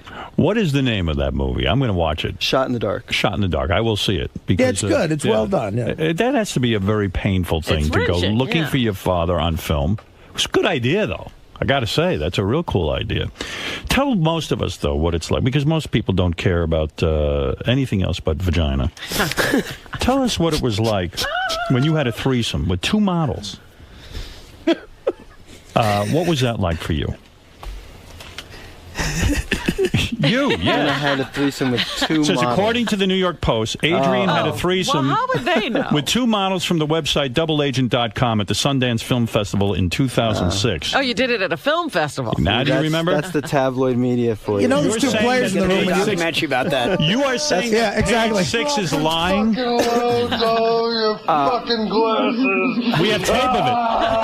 There you are. You know, there's two players in the room. When you ask that question, they don't know who you're referring Which to. one of us is he talking about? I'm saying they're speculating. So you I mean, basically, I think they mentioned some sort of sex toy business. Yes, Right. they did. Right. So you Yeah. think it was just a publicity thing? It's a publicity thing. I mean, I actually did go into, at Sundance, they give you a lot of free things. Right. And I went in, and there were these two girls, and we were all talking about the toys and having fun and joking around. And then we left with bags of stuff, and they put, But you they have made the had. assumption But they also that, plugged their store. right, But you've they had plugged it, so three-ways, they made, true? They made the assumption that But you've had three ways. I've done my fair share of experimenting in my Kevin, you too? Yeah. You've had three ways too. Everyone is out there having three ways. Have either You, of Bobcat, and Nick. Have you ever done it with two guys and a girl? No. Adrian, have you ever done it with two guys and a girl? I think at one point I tried at one, but my happened, didn't it? friend was a little too excited and it made me nervous. It is weird to be in a room. I've never had a threesome with two guys, and a lot of guys on this show have. It's got to be weird to see your friend there nude, and he could even accidentally shoot a load on you. How about a Is it stranger? It was awkward. Right. So you did it, but it was hard for you. I did not ultimately go through with it. Really? You backed out? I don't Yeah. believe that's true. I'm going to bring in a lie detector on that one. I think you I'll did go take through it. it. I'll take it. Let's go to who the heck is on the phone. All right, let's say hi to Kevin from Manhattan. We are here with the boys from Entourage. Are we just celebrating Entourage or something new? The Entourage coffee table book. Where's the plug for that? Entourage coffee There's table a coffee book. table There's a book? coffee table book. Oh, I see here. The book Entourage, A Lifestyle is a Terrible Thing to Waste, is in stores now. Do you guys get a cut of this action? No. Why are you pushing HBO it? again. Well, because, we're team players. Oh. And they asked us to come out here, and Adrian's getting a call. Oh, who's calling? It's my alarm. Adrian and I'm Kevin supposed to be waking up right now, not 3 hours prior. Adrian and Kevin will be signing copies of the book this morning at 10:30 at the HBO shop on 6th Avenue, Manhattan, and this afternoon at 1 o'clock at Borders at Columbus Circle. And girls, I would really recommend you get down there and try to have sex with these guys. Is everybody he hooked up right now, Kevin? Are you dating someone again, or? I'm sort of, Yeah. Look at you. I'm on and off. How about the broad on the show? I never know how to work on and off. I really do wish you guys would come clean and explain on and off to me, because it's just a hard I life, feel guilty. I mean, I'm like, you know what? If I'm on with somebody, I'm on with them. That's it, and then I'm off permanently. I don't know how you keep coming in and out and get the girl hooked into that whole rhythm. Sometimes it's not always the guy. Sometimes it's the girl that's doing the on and off thing. Really? Well, no one's doing that with me. Girls are the new guys. That's right. Girls are the new guys. I have enough time arranging the on part. I'm not that anxious to get on the off part. All right, let's go to Kevin in Manhattan. Kevin. Hey, Howard, how are you? Just two quick things. I met Kevin at the club called The Pool in Atlantic City. Mm-hmm. And, Kev, I saw you with some smoking hot broads. Did anything come of that? We were very jealous, me and my friends. Remember that night? Yes, I do remember that night, bro. You guys were great. You By the remember way, it. We're wondering if Kevin does. On the phone, did he punch you when he saw you? No, but I have a theory about that, too, Howard. That was my second point. Much like the caller said last week with Howie, with Audie, with the New Jersey attitude. Kevin is a typical Irish boy from Long Island, because I'm an Irish guy from Long Island. We're the same way. You cross us, and that's it. It's all over. It's game on right away. That's all. You punch someone, and that's it. I mean, listen, I would punch people, too, but I'm too much of a You're pussy. afraid. That's why I'm afraid. I'm afraid I'll get beat up. I grew up with Irish families who will beat the shit out of each other. Yes. Yeah. Did your family beat the shit out of each other a No, lot? I mean, my brother is actually a cop in Suffolk County. He's a detective, so and he's big. He's far bigger than I am, so that was never really much of a match. So right. I would never want to do that. But no, the I'm Atlantic a typical City thing. Jewish guy from Long Island. I sue people all the time. Constantly, I bring them into court. Yeah. The Atlantic City thing was fun. It was a good. That was a good Kevin. That was a Kevin great Dillon night. Great yeah, night, it was a bro. good time. So you remember these girls? Yeah, no, they were nice girls. Yeah, and do you keep in touch with them? Are you on and off again with them? I keep in touch with them, though. All I right. actually do keep in touch with one of the girls I met that night. Yeah. Let's go to Amy. Amy, you're on the air in Baltimore. Oh, my gosh. I can't even believe I'm talking to you. I've been calling for 10 years. Howard, Robin, I love you. Artie, I love you. And you guys, I love the show. I want to know if you really smoke weed on that show. And if you don't, what is it that you smoke? It's not weed. It's not real weed. You can't smoke real weed. It's at 7:30 in the morning. Besides the fact that it's illegal. Do you guys do weed in real life? Do you like smoking weed? I did years ago. It kind of faded. Adrian, you're not into weed? I do, but I don't inhale. Let's go to Jamie. Jamie in Worcester, Mass. Go ahead. Hey, how's it going, guys? What's up? Hey. One word for Massachusetts. Anyway, hey, Nikki Clark, did she have big tits back when you dated her, or did Kevin, that's a legitimate question. When you were dating Nikki Cox, did she have big boobs? Yes. She did. Yes. Were they Hey, fake? Howard. No. They were not. They were real. No, they ain't fake. Wow, that's. Yeah, oh my God, Howard! What's it like when you the first time you get inside a girl like that? Do you say, "Oh my God, let me pinch myself"? Acting was the right career. I'm meeting these hot chicks. Yeah, you do. Basically, and she was obviously way out of my league, especially at that time. She was unbelievable, and at the time, I mean, seriously, she was like one of the most beautiful girls. Why isn't she the biggest star in the world? If she's that hot? She was at that time like the hottest. When you one of the hottest girls when you alive. first got her, how old was she? Howard. Like 17. Yes. Are you serious? Look at you. Howard. Did you have anal sex with her? No. You did not have anal sex. 17's young for anal sex. That is introducing. young, yes. Robin was And we handling lived anal together. sex. How old were Stop you it. in your I first was, anal I sex? was 25. 25. Yeah, you need to be with a 25-year-old to introduce that kind of. No, food. because by the time I met her, she was only 21, and that would have been in the. And was she dating Bobcat? Yeah, she dated Bobcat. Used to come by our set all the time. But I had an awful. I had an awful relationship with her because.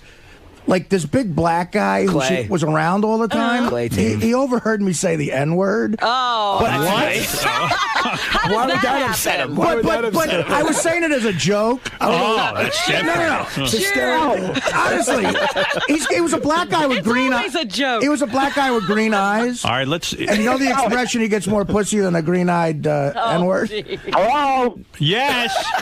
I don't know. We answered the question, Jamie. Are you the Irish guy? I'm going to beat the fuck out of you. Celeste is on the phone. She says she'll have an orgasm if she talks to Adrian and Kevin. Go ahead, Celeste. Oh, God. Oh, God.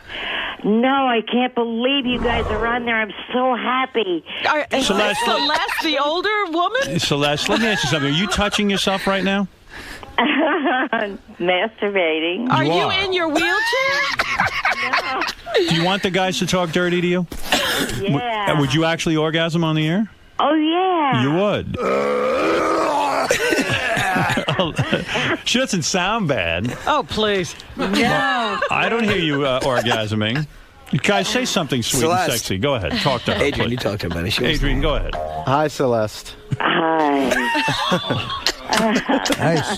Very orgasmic. Celeste, get into it with Adrian. Come on, let's go. He loves this stuff. Celeste, what do you dream of doing to him? I dream of sucking his cock. Oh, God. Right to the right to the point. Right to the point, Adrian, huh? describe your penis to Celeste so that we can hear her have an orgasm. Is it long and thin or more beer can-ish? It's Adrian's getting hard, I can attest to it. It's like John Leslie's perfect cock. I put my mouth on the tip, and it's Well, I'm blushing. Go on, blushing. I'm uncomfortable personally. Adrian, are you Very uncomfortable with phone sex? On the radio, yes. Really? Yes. Oh, well, you guys, I didn't know you were I haven't such gone prudes. that far out there Well, yet. pretend you're in a scene. If I told you were on Entourage right now and there was a woman on the phone who you had to have phone sex Yeah, with, you're could you do madly it? in love with a girl who's traveling. I mean, certainly Celeste. you can't do that for my audience and let these people have an orgasm. Very selfish of the two of you. I'm a little. I'm not good at all right, improv. let's go I to just Rich. froze up. Rich, go ahead. I wanted to help script. her. I wanted to help her. I just froze up. Yeah, Kevin, are And you? by the way, Celeste, I will give you 19-year-old. Wait, say again, Rich. Yeah, I was wondering, is it true that Kevin's banging that hot 19-year-old from Dancing with the Stars, Juliana? If you are, I want to smell your fingers. Are you dating the girl from Dancing with the Stars? Which girl is the that? The blonde, the young 19. Are you son of a bitch? She's my fave. I met her, and I mean, I just met her. You banged her. I've just met her, but she's amazing. Are you going out with her? I've gone out with her a couple times, yeah. Oh, my God. I've gone out with her a you couple times. motherfucker. But I Now, love her. this guy wants to pleasure No, himself. Punch me in the face because I'm about to say something. No, she's amazing. She's amazing. Wait a second. Hold it a second. You're dating the blonde I chick? didn't say I'm dating. Don't That chick scare has her the off. greatest. Don't scare her That off. chick has the greatest body I've ever seen. She's the on a most human being. amazing thing I've met in years. I would Now, marry is her. she a So would I. dancer or is she a So would I. contestant, Howard? I don't know. She is a professional dancer. Oh. She's 19. Who's she dancing with? The soap Elio, opera guy? the race car driver. Oh, the race car The race car driver, who I think is trying to get in her pants too. I don't know. I don't know. What do you think? I mean, I don't know. I'm not How sure, did you but get a date with her? I met her out, and I just met her somewhere. And funny, ironically enough, she said, "You want to dance?" I said, "I don't, I don't dance." I didn't know that she was. And then I watched the show. I was like, "Wow, now I really don't dance." But I've gone out with her a couple times, and yeah, I mean, Where do you take a girl like that? No, we went out to dinner a couple times or something. Oh, look at you. You take her to dinner, huh? Then where do you go? Back to your Malibu Your pad? bachelor pad? You got a bachelor pad? What kind of pad you got? I got a house. I bought a house. You got a little house going, huh? Yeah, I got a Look nice at little you, house. son of a bitch. I didn't know you were in that league, man. I bow No, to you. listen, she's fantastic, and I'm actively pursuing her, but who knows? What do you mean? Has she seen some other dudes? You want I don't know. I mean, I'm just trying to, What do you do? You kick your roommates out for the night? I don't Or have any roommates. You got your own place? Yeah. Look at you. I would hope they have their own joint by now. Adrian, have you met her yet? I haven't. I was just telling him about her in there, though. He hasn't No, brought her to meet the family yet. Do you watch Dancing with the Stars at all? I've never seen the show. How did he know? see Is the that caller? show. Is that caller I still on hung there? up on him. How did he know? How did they know? I didn't know don't know. anybody. Look Probably at like you. like her, Gawker.com but I like or her. something. How do you meet a chick like that? You're I at the just met club. her. I met her out. Where are you out that you meet her? I met her at Hyde. Hyde. Hyde. That's a a club? club? It's a club. Yeah, that's like the. Son of a gun. He actually picks up women in clubs. I see how they know. There's a picture of But you this and girl her is in Us Weekly. It's not in Us Weekly, is Yeah. it? Wow. This girl is a 10. She is a 10. She is a perfect. She's a perfect 10. She's a perfect. She's I'm going to tell you fantastic. something. She's I fantastic. think she might be a 12. She might if there's be. such a thing. Yeah. No, but Is she a honestly, moron or is she kind of She's bright? the sweetest, smartest. I mean, she's perfect. He's really laying it on thick, isn't Yeah, he? but He but did say he must he was not have banged her actively yet. pursuing. I'm actively. Yeah. That's the way it is. I'm So actively. you haven't banged her yet? No, of course not. I'm What do actively. you mean, of course not? I would get her on one night. I would say, I must have you. This but, is it. But I'm trying to. I would. I like her. I do. I can't believe. Did she say she likes you? I think no, but I think she does. I think she might a little bit. Has she seen some other dudes too? I don't think so. I mean, who knows? Again, you have to. You been never put speaking- anything past anybody. Do you speak to her that on I've the? learned. Do you speak to her on the phone every day? Yeah, You do. Oh, I do. Fuck. No, she's great. Who's hotter, her or Adrian's girl? The swimsuit model. One thing Adrian and I always said, we like to. Thank God. Different we like, types? It's so far one way, and it's like ridiculous how different. Yeah. So it's been It's good. Yeah, it's great for work. Because who we talk to, it's like Yeah, I'm sure Adrian would throw up at the sight of this Dancing with the Stars. The real opposite. But generally, You kissed her already? No, I haven't. You did. You're lying. I mean, if he's calling her the smartest person in the world too, no. I didn't say she's. I said that she's not by any means any dummy. You know, she's Right. really like You can have a she's, conversation She's with with it. She's and she's very independent. And she's been dancing. Is she American? Because most of those dancers are from somewhere else. She's American. She can dance, boy. Boy, and you should see, she's almost naked on this show. She's great. And this girl's got some body. And she's a good dancer. Not that She's a great dancer. She's great, Howard. Not just good. I hope she's not listening to this. This will be the end of my pursuing. I would give it to her so hard. She wouldn't even know what hit her. She's in bed with Kobe Bryant. Oh, man. I would be... No, she's yeah. I would give it to her very hard and very fast.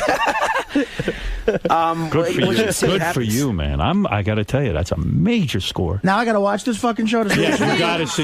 No, you have to watch. You have to watch the show for her. Yeah, it's true. And vote for her. I never even see the guy she's dancing with. Are you voting? That's really in love. I'm voting. I would vote for her. You got to vote. Hey, guys, put up a picture of her. Find some picture of her on the internet. You have to vote. What's that chick's name? I don't even know. Julianne. Oh, if you vote for her, she better bang. I vote. I vote anyway. Better for you. And I actually went to a Dance with the Stars. See, now that's an episode of Entourage. Vote against her. Better for you if she loses.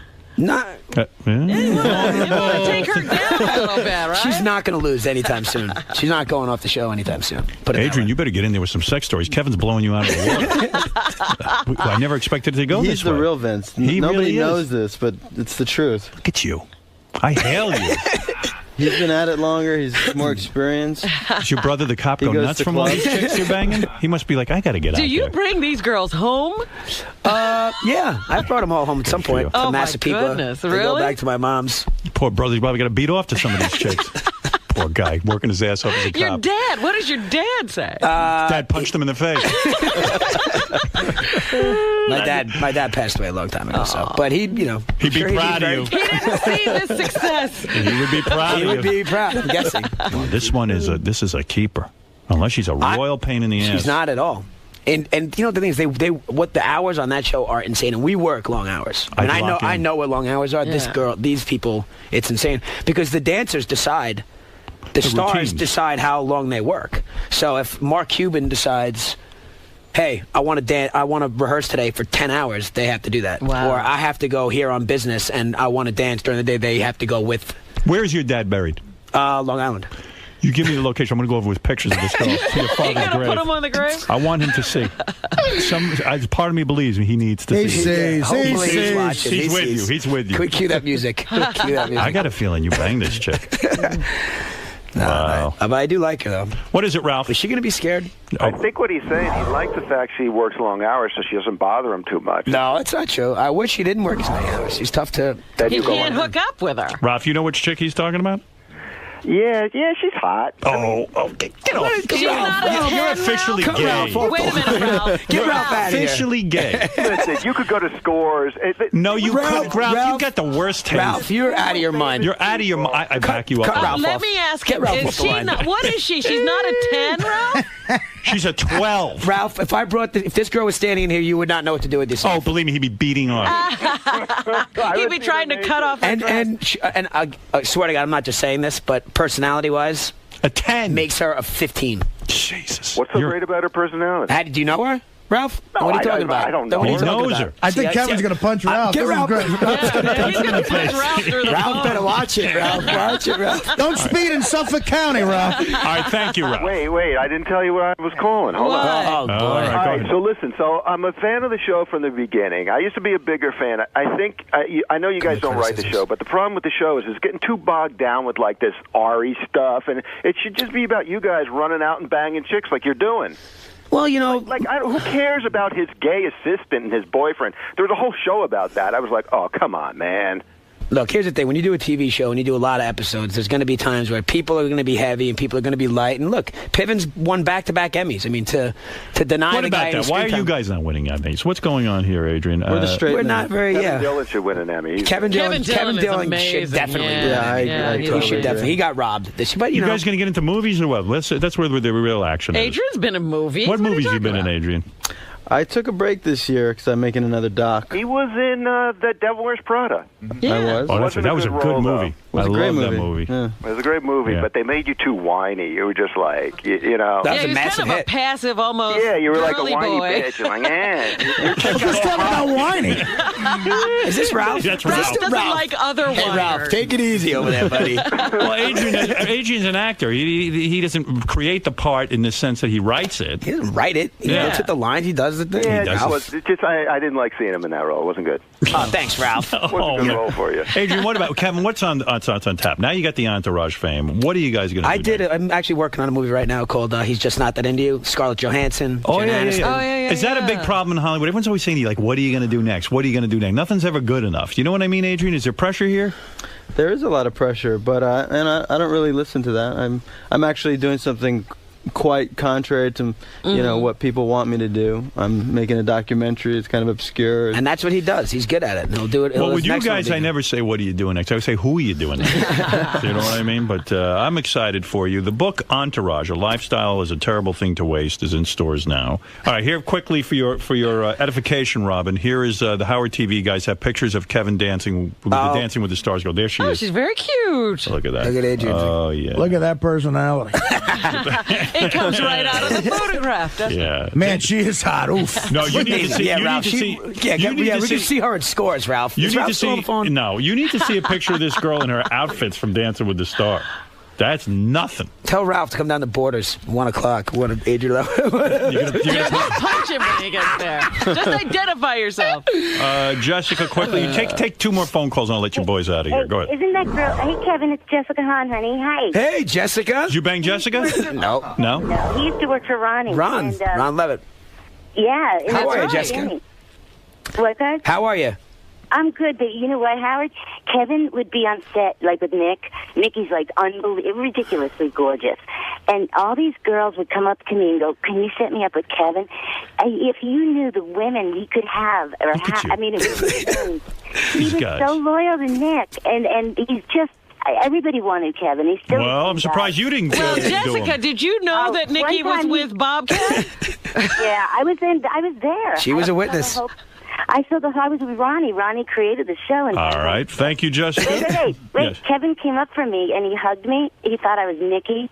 Remember, Kev? Yeah.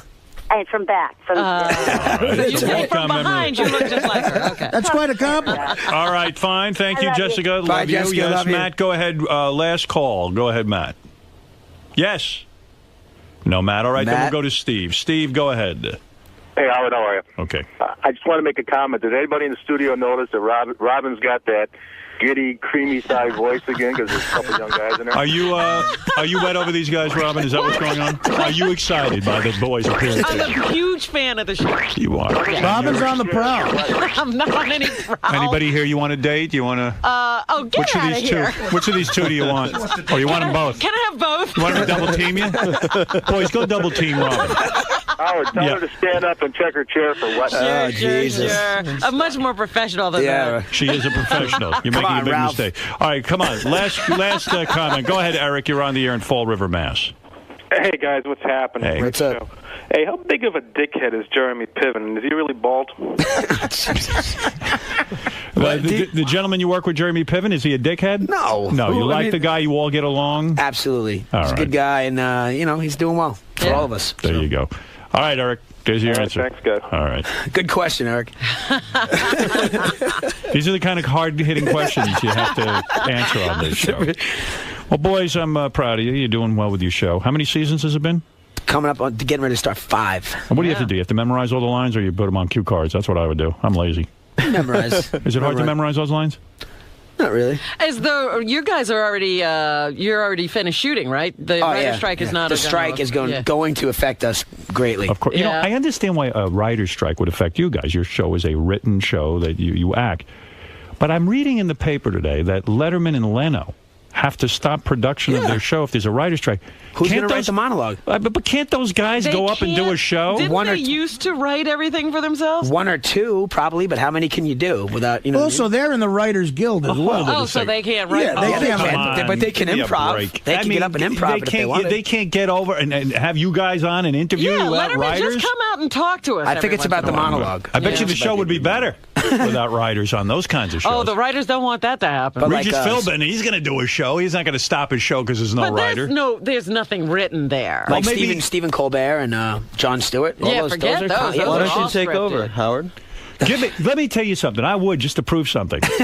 I don't need a writer. I'll sit there and I'll entertain the masses, and I'll get higher ratings than all of them. How long is the opening monologue? How long is the opening monologue of those shows? Too long. Like 5 minutes. Does Letterman do more than 2 jokes? Because when he had that old show, he only do 2 jokes. He can't come up with 2 jokes on his own? I mean, come on. Do you want to speak to Ralph again? He wants to get back. Do you want him or not?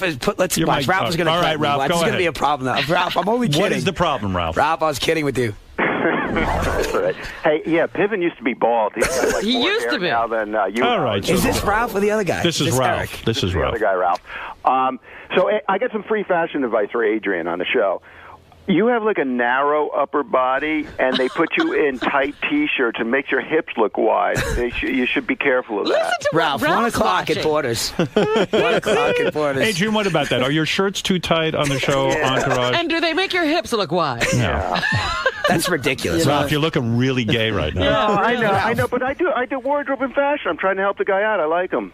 All right, so you're saying... Thank you. So would you listen to this advice? Do you sense that Ralph has some No, but now I'll legitimacy? develop an insecurity because of thanks. Thanks for making me feel bad about our star, making me feel bad about himself, I never Ralph. get laid again. How many guys really worry about how their hips look anyway? What guys are looking at Adrian? Ralph. I just try to make him feel insecure because he's good looking. Yeah, exactly. Well, that I go along Trying with. to knock him off his game. Exactly. All right, thank you, Ralph. You know, I got a question for Adrian. That guy from your documentary, your best friend, I like that guy. He was awesome. You take care of him, you get him laid? I like that kid. You know, he's actually engaged, so he's off the market. His fiance wouldn't like that. Yeah. See, but, you know, that's the thing. He's got a friend who could step on the pussy bomb. You get hit with some shrapnel. Well, maybe he did. Maybe he caught a good one. I told Adrian he's got to bring him into the new documentary. Got to try to work him into the new doc. Yeah, he was a sidekick. He was fun in that. This friend of yours, how's his upper body? Is it narrow? Well, he's actually shirtless in my doc, so why don't you watch the doc? Are his hips big compared to his... He's dressed just right in the documentary. Oh, he is dressed I don't know who did the fashion there. I am going to watch your documentary. How do I get that documentary? I could get you a copy. Oh, yeah, it is. I mean, I can get it in a video store? Not yet. Oh, we'll have one sent over, though. All right, I do want to see it. All right, one more plug. The book is Entourage, a Lifestyle is a Terrible Thing to Waste. The boys don't get a cut of the action. I don't understand. But you can meet them. I hate to tell these guys this. I got interviewed for the book. I got 10 G's. But it's actually pretty. And I'm not. Listen, I don't care. Like I said, I'm not getting a cut of the book. So you're happy for your success, and you like the show, and you love doing it. Now, what kind of a cut are you? Are you guys like in the producer role on the show yet, or no? You haven't been able to work that out either. No. Wahlberg ever show up on the set still, or is he now he's completely uninvolved? It's not that he's uninvolved. I mean, he's smart. He cast the show. He sold it. He pitched it. He created it, and then he set it in motion and he let it go. Him sitting around on the set behind the monitor isn't going to do anybody any good. Right. So he handled it perfectly. Does he ever have you guys over for dinner? Does he ever party with you guys, or what? He's got a couple kids now, and he's a lot. Mark is like a completely different guy than he was. Mark really blew it, didn't he? I mean, he's really just kind of, he's a family man. He's retired. He's retired. He is retired. Wahlberg. I feel bad for you guys, though, because when you got to hold out, that season you're going to have to hold out like Soprano did. I think you're too friendly with the people you're going to be holding out against. Yeah. Isn't it great that you guys get better pussy now than Mark? Good for you. Well, I mean, I don't think his hat's in the ring right now. Yeah. Mark. Who knows? Or it might be short. Yeah, Mark's looking for an Oscar, I think. Yeah, exactly. That's right. But the show is working out well. And how much longer are you guys under contract with the show? 2 more years. 2 more years. 2 more years. Will you try to renegotiate? Listen, I would do 10 years on the show. It's the greatest job as an actor you could ever have. I don't care what movies you're doing. Well, just because of the nature of the show. We shoot in different cool locations close to our houses every day. Right. It's pretty Adrian, girls. do you feel that way? Absolutely. You want to reopen your contract or not? I will do it for as long as they ask me to. No kidding. Right. As long as they'll have us, we're in. It really is a dream job. And even if you went on to do like big movies and all that kind of stuff, in terms of actually going to work, there's just, it's a good meaty role. Is greatest acting job you could ever have. No, I got to tell you, it is such a pleasant set. Everybody's happy and You Does guys Turtle aware that get Artie, any women at all? Artie was that on guy? your show? Do you know? I know. We were not only, we didn't get to act with Artie, but but very popular. People walking up to us on the street for months asking about when's the episode with Artie? When's the episode with Artie? There's a lot of cross promotion going on. I do worry about Turtle. Turtle, does he catch anything? Is all the girls are running? I bet he's getting laid in real life. He's got a girl that he's like madly in love with that he is that spends right? every waking second with. Yeah. How does HBO show their appreciation to you guys? They need hit shows. You guys have one of the few hit shows since The Sopranos went off the air. Do they show their appreciation? Very much so. How so? I mean, they've been great with us, or contract wise, and someone told me they gave you a free subscription to HBO. Is that right? You get it for free. I mean, there's never been. They go out of their way to make us happy. I see. I wonder what that means. They should. I mean, they do. I mean, it's not. All right. They're not showering us with the Tony Soprano money, but they take great care of us. John from Cincinnati. That's all you got to say. Is that coming back, John? No. That's it. You guys are the show now. Not That's coming it. back. And Larry David's doing 2 more years on Curb. That's true. Well, you're in the driver's seat. That's what I'm trying to tell you, boys. No one's watching Larry David's show. All right. Well, boys, thanks for coming in. Thanks for I wish having you us. the best of luck with the show, all your other projects. I'm going to watch the documentary, Adrian. When I run into you, I'm going to say hello to you as well. Okay, good. All right. Kevin, great seeing you as well. Thanks Come for back having and see us anytime. We'll be back right after these words.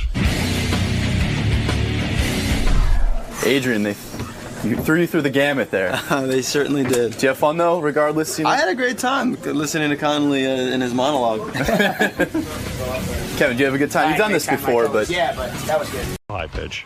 Hey, what's up? How are you? Good. Yeah, I heard you talk about those wiping yourself. I was gonna sit there, use baby wipes. So I almost went through a whole pack. A whole pack every time, huh? Yeah. You know what? A whole pack just for one dude? Could you imagine? Oh, my. Those poor baby wipes. Oh, and he's living and he shares a bathroom with other people on the floor of that boarding house. Yeah, actually, you know what? When I use that bathroom, do you know to take a sheet of baby wipes? I wipe down the toilet seat. Aren't baby wipes expensive, though, for you? I mean, you don't have a lot of money. No, not really. I buy them in store brand. Yeah. Because they're cheaper. Probably have a rash up there. You know what's the worst when, I was saying you're without your baby wipes and you're, like the guy said, you're out and you dab yourself with the toilet paper until everything's all clean, and then you have to take another dump. And you have to go through the whole process again. It's awful. I don't know if anybody's ever has had that. Oh, my goodness. It's happened to me before because I drink a lot of coffee. Yeah, we Hey, know. we know what you're up to. It's the coffee. How many times a day you go to the bathroom? About maybe 3 or 4 times a day. Duty. Yeah. Wow. Oh. Can you see if you could set that craptacular again between me and Joey? Yeah, Gary, what happened to the craptacular? I was looking forward to that in a weird way.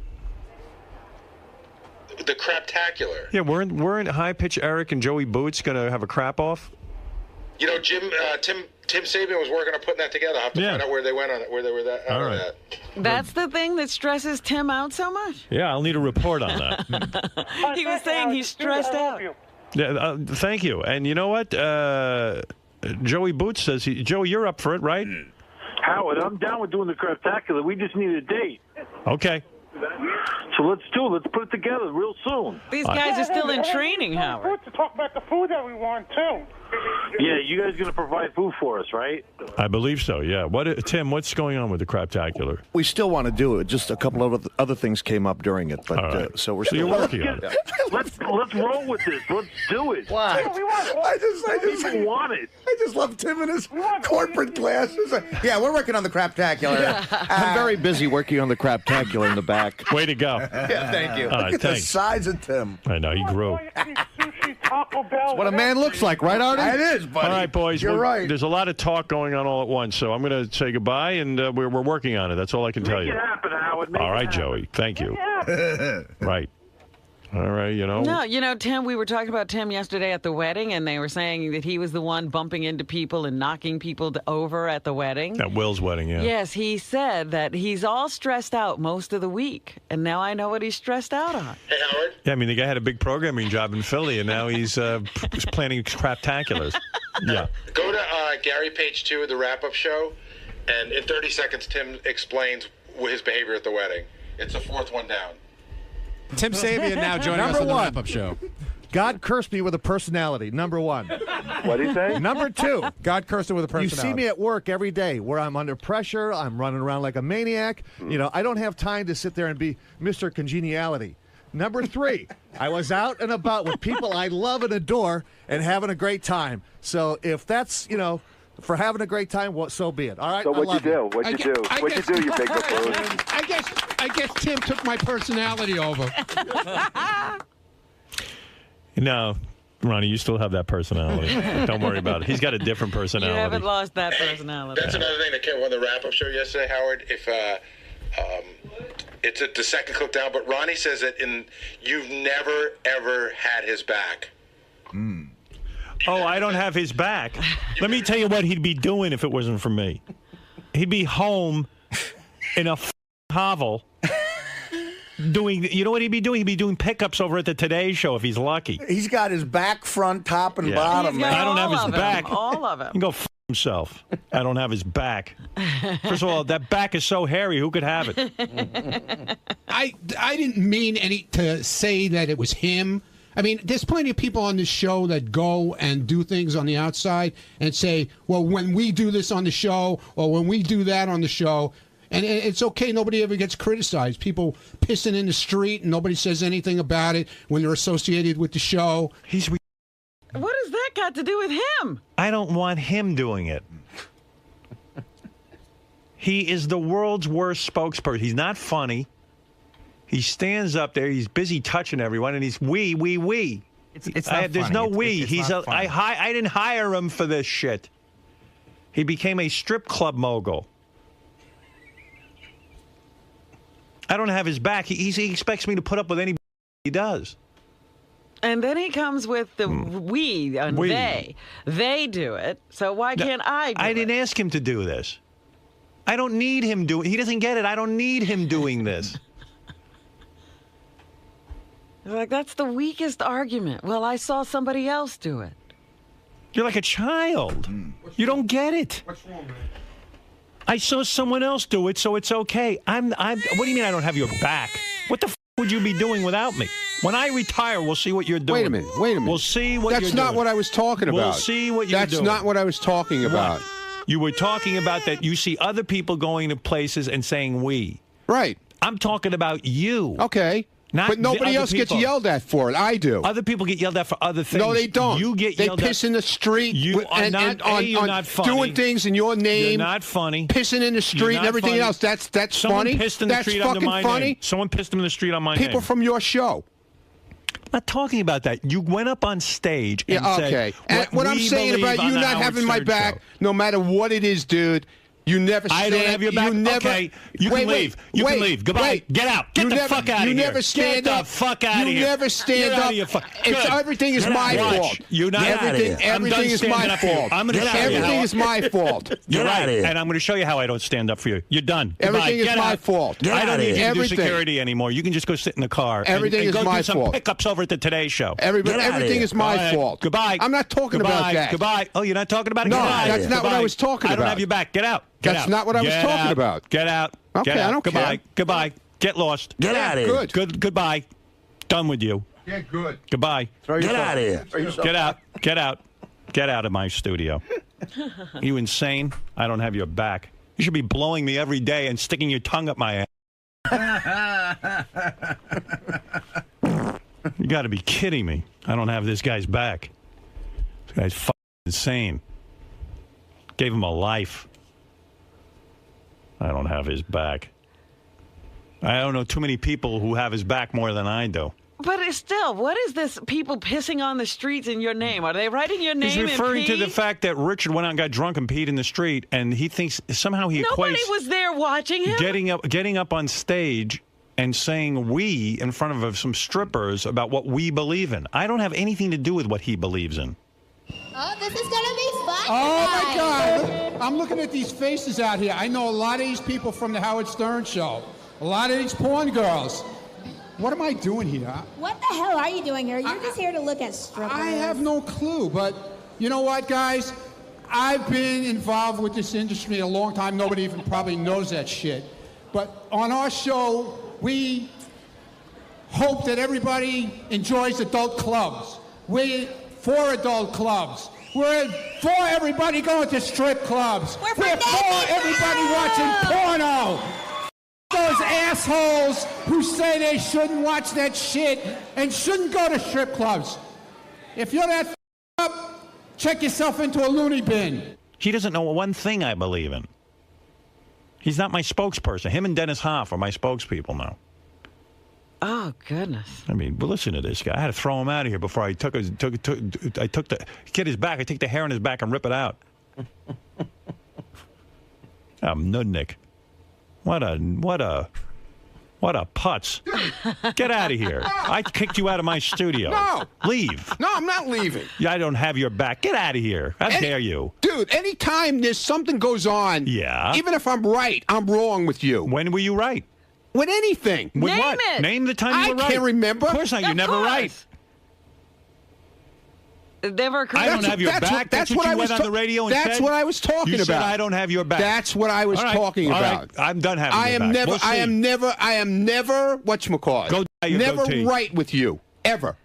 No matter what it is, even if I am right, you'll say I'm wrong. But you can't give us an example. Give an example of that. When were you right that I said you were wrong? Give me an example. Yesterday with that whole thing with the girl.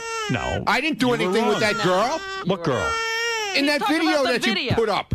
Dude, look at it again. I didn't do anything wrong. You did too. I did not. Yeah. Can I say something here? Look at this. Ryan, Here you know I have no malice and now towards he's grabbing her. You know I have no malice towards you, but she was I the only one who was lifting her up? I said it's I'm you. looking at it. Was I the only one who was lifting her? I said every time I look at you, you're busy with girls every minute grabbing and holding. I wasn't it's grabbing. Disgusting.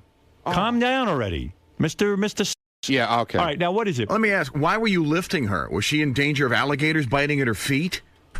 Am I the only one lifting her, Fred? Yes, you are. Talking about you. You started. Me. And I think they're trying to steady her so that she don't fall over. Look, watch the tape. What are we watching here? Arms around, you pick up. You remind me of OJ. Okay. Now, he's holding her just so that they can get the picture. You know, that jury wouldn't have convicted OJ if they were staring at a tape. We're staring at a tape of you lifting a girl, and you're saying you had nothing to do with it. What are you telling me? What am I, an idiot? I'm watching the tape. Yeah, okay. All right. So where was I wrong? All right. Whatever. Where was I wrong? Whatever. This is your actions on tape. Okay. If I didn't have it on tape, I wouldn't know. Okay, fine. I don't have your back. Get out of here. You're an ingrate. Just like everyone else. I mean, just like everyone else. Get out of here. You heard me. Just like everyone else. You bring up everyone else, now he's doing it. Yeah. Get out of here. Even Uncle Paulie wants you out. Get out of here. And he's dead. It's just ridiculous. He's coming back from the... It's so ridiculous, man. Yeah, Ralph, go ahead. I love how Ronnie totally misses the point and glosses over it. You go into these strip clubs going wee. Nobody's looking for wee in the strip. If I want an emissary at the strip club, he'll appoint somebody to go out and say wee. Does Ralph getting through to you or no? Ralph can never get through. You don't hear what he's saying right now. No, I don't hear what Ralph says. You don't even understand what I don't hear what Ralph says. Not even Ralph is getting through to you. Yeah. I mean, he just explained it about as perfectly as a human being can as explain it. simply as it could be explained. Yeah, This has nothing to do with anyone else but me and you. Okay. And then, and Ronnie's got this really annoying thing that Natalie from the Dixie Chicks pointed out. He'll repeat. He repeats, like say something. Natalie from the Dixie Chicks. Yeah, she was telling us how, because she's a big listener. Yeah, say something about Ronnie. Ronnie shouldn't go. Ronnie goes around using my name. Yeah, I go around using your name. Right. That's a conversation with Ronnie. You could pull tape of him. He just repeat. Yeah, I'm a jerk off. Yeah, right. Yeah. Yeah. Okay, Ralph. Natalie from the Dixie Chicks getting up your ass. Oh. Yeah. Who needs her? Who needs her analyzing us? Yeah, you're a great representative of Howard, also, Ralph. You know what?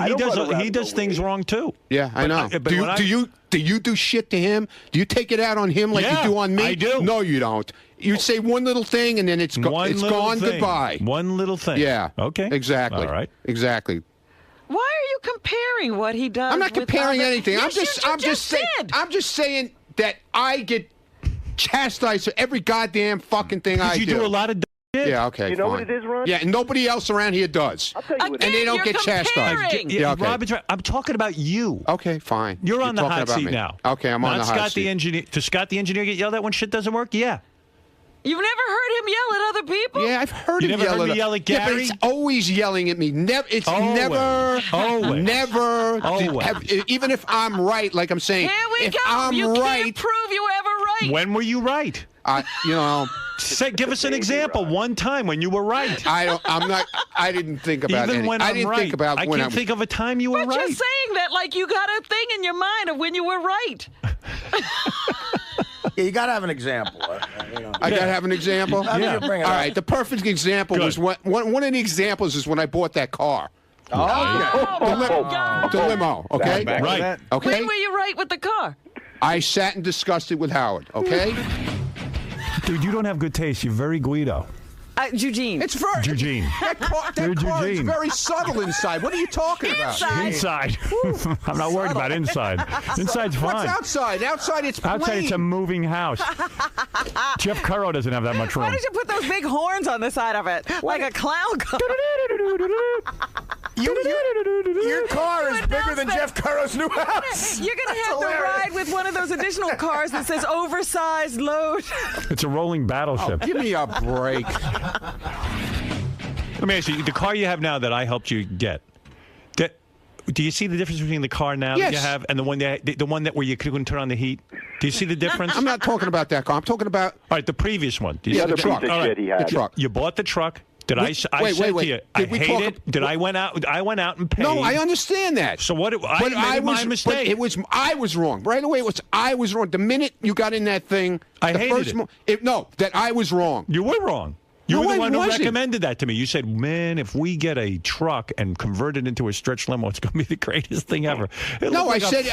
clown car. White trash. You were wrong, but okay. I said I'm it was always my wrong. fault for listening I'm to you. always wrong. It was my fault for I'm listening always to you, wrong. and I assumed the responsibility. I assumed the No, I responsibility. did. I know you did. Right. But, So what but are you right away, saying? I was wrong.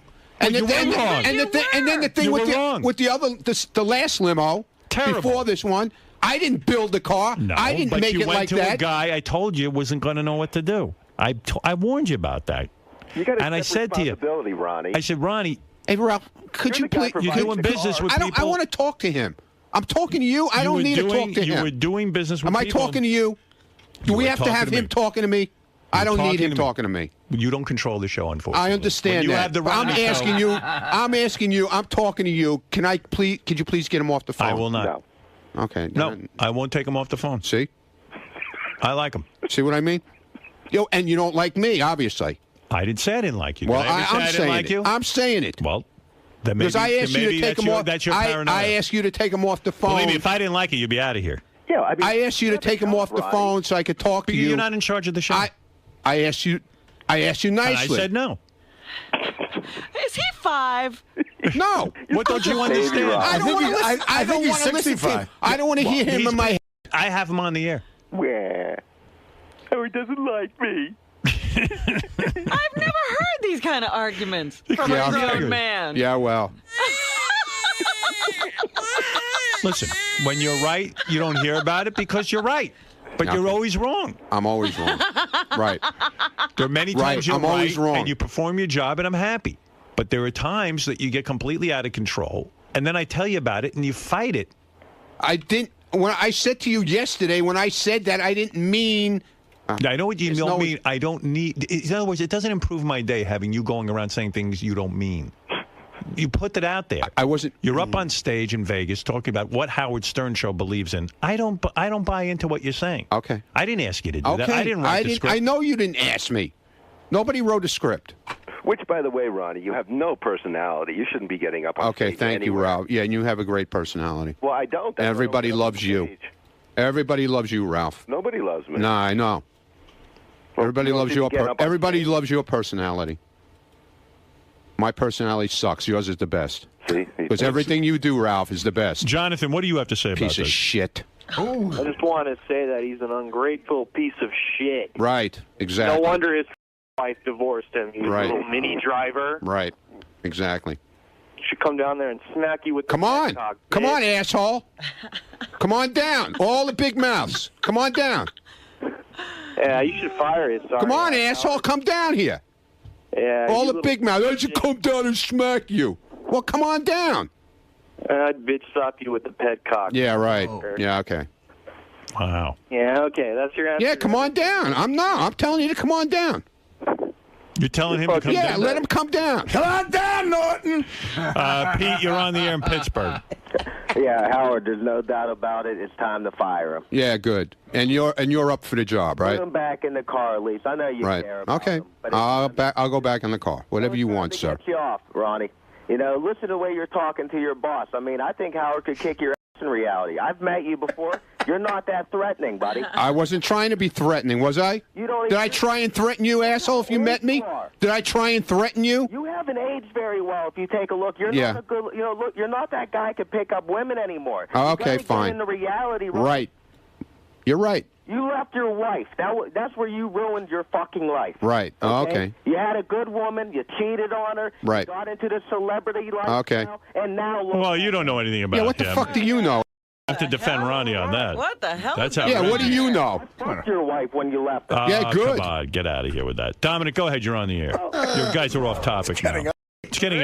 Yeah. Now, first of all, I think you're missing a point, Ronnie. Howard is not saying he doesn't love you or care for you or do anything for you. What Dominic, he's I'm saying not. is- I'm not going there with that. That's not what you're I'm going missing for. it. No, you're missing it, Ronnie. What he is simply saying is that you don't represent him or the show. Right. That's what he objects to. And yes, he does have your back. You know how he has your back? You're with him 20-something years. You make a great living. And everyone loves you. That's having your I gave him a life. No matter how many bad things I've done over the years, he's loved me and been my friend and Robin. Well, I don't love you, but I do love Ronnie. And listen, Dominic, don't include yourself in that No, group. of course not. When I jumped in the water, I haven't once heard you say, I was afraid you'd die. I wasn't afraid. Nothing will kill you. No, but seriously. No, in all seriousness, look. Here's the bottom line. There's a lot of times you don't think. I know you like to think you do, but you don't. You go ahead and you carry on. You've got to think about things, and that's where you run into trouble. That's all. Thinking. You're not don't think so much. All you got to do is stay out of trouble, and then you're fine with me. Don't go around us on the show, what we think. Right. That kind of thing. Okay. You're probably better off just not doing those appearances. Yeah, yeah, Ralph. Yeah, stop yeah, mind your business, okay, Ralph? Because you usually get into trouble. Yeah, right. Well, you're such a... No, I don't get into trouble. This one time I got into trouble. Yeah, little bit. Oh, yeah, I get into trouble. Little bit. I don't want to see anything bad happen. That's why I'm worried about your behavior. I want to make sure you understand. That's what I'm trying to teach you. That's all. Right. Okay. If I can teach you, you know what they say? Give a man... Oh, no. Give a man a fish, and he can eat all day. Think about that one. What? All right? What? You know exactly what I mean, Ron. Teach a man to fish and he can eat all week or something like That's that? right. If you give a man a fish, he Artie's can got eat it. that day. Right. If you teach him to fish, he can eat forever. Right. I'm trying to teach you how to fish. Not Robin. She I know don't how eat, to- I know what how if to Robin? fish. Robin don't eat fish. I go fishing all the I time. can feed everybody else. All right. Well, don't fish for tuna. Evidently, it's very rare. No, I don't fish for tuna. All right. Thank you, right. Ronnie, and I hope that helps you. I'm only trying to help you, pal, because Okay. this can only get worse. Okay. All right. Ralph, thanks for helping Yeah, me thanks, teach Ralph. Ronnie. Anytime. I'm always there for you, man. All right. Thank Trying you. to help you, Ronnie. I love you. All right. You there got go. Ronnie's back? You got Ronnie's I back? totally got Ronnie's back. He's a great guy. He's just Oh, yeah. You got Ronnie's back. Yes, Nick. Go ahead. You're on the air. Howard. Yeah. Hey, you know, Ronnie's amazing. Does he realize he's even out in Vegas at those awards because of you? Well, of course. I mean, that's the problem. He doesn't get it. Yeah, he's a total... I mean, he's standing next to Ron Jeremy on stage, and he thinks, like, that's because he's Ronnie. Like, it's because he's Ronnie the limo driver from the Howard Stern Show. And also, since you pointed out that repeating thing, he's done it about 10 times. He's really... It's like an OCD thing with him. You know, I gotta repeat stuff. I gotta say, you know, and I don't feel guilty about this because you know they're not comedians. That tape of Ronnie and Ron Jeremy is one of the most. It's the most awful thing I've ever heard. It's so bad. Because I've been out with Ron Jeremy where he tries to be funny and he tries to tell you about a bit that he wants you in, and It's so bad. Right. He's so embarrassing. Well, he's another guy who wants to be a comedian. He's not. Hey! Nice. This is very good. Ron Jeremy and Ron the limo driver. Two Rons make a right. One more makes... Add a thief, you have Enron. Okay. That's why I'm going to let you handle this. Here we go.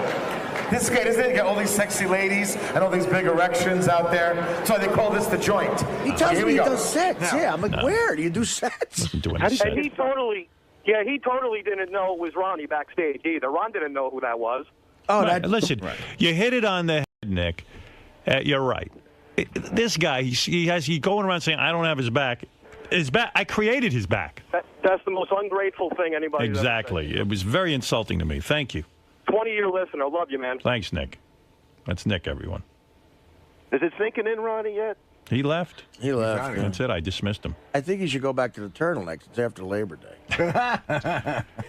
Yeah. You know, somebody just reminded me on the wrap-up show yesterday. We didn't pull this clip because I didn't think it was that big a deal. But Ronnie said he thinks that he irritates you so much now that he's trying to drive you as little as possible. Wow. That as other guys drive you more. He irritates me more by not driving me He because says he's trying to stay out of your way. no, he's retired now. He doesn't even drive anymore. He puts guys sometimes in there. He could do the job.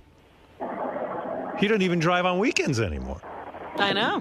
Way to read a situation. Direct opposite. I hired him to drive me. Now he's too busy. He's got other people in the car all the time. Yeah. He's got a whole team. Yeah, he's got a whole team. Team Ronnie. And you don't have his back. He doesn't even have to drive. No. This is a guy who's a driver, doesn't have to drive. He hardly drives at all. Apparently all he does is sit in the hallway. You're not kidding. You talk about a cush job. He's Minnie used to be a driver.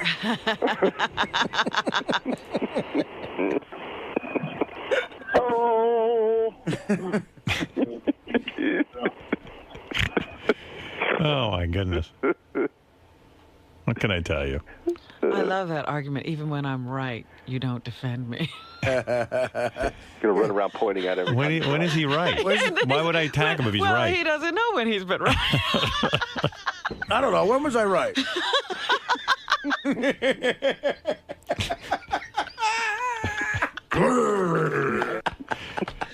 He's angry. He's angry. He's angry. Very angry. Why is he all so angry? He should be as happy as a clam. I don't know. He's angry. Yeah, I'm jealous of Ronnie's life. He has it way more together than me. He seems happy. Robin, he sure does, Artie. No, but he looks good. does. Yeah, he looks good. He's in good shape. He's got, he looks nice. He's presentable. He's, I don't know. Why is he so mad? I don't know. Well, he needs intensive therapy to find out why he's so angry. No, what I don't understand is why he needs intensive attention from you. Oh, that's the whole thing. Oh, yeah, I'm angry. He's the angriest guy I know. Scott, who's the angriest guy you know? Honestly, be honest. Besides Scott? No. Who's the angriest guy you know? Besides me, that would be Ronnie, I guess.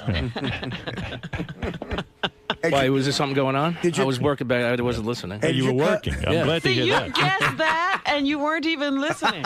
No. You mean out of all the people that came to mind, Ronnie came to mind? Yeah, I mean, he sits in my studio. He's just like a ball of anger every day. He just sits there. What is he angry about? I don't know. He shouldn't be angry. But what does he talk about? Like to me, every minute he's angry.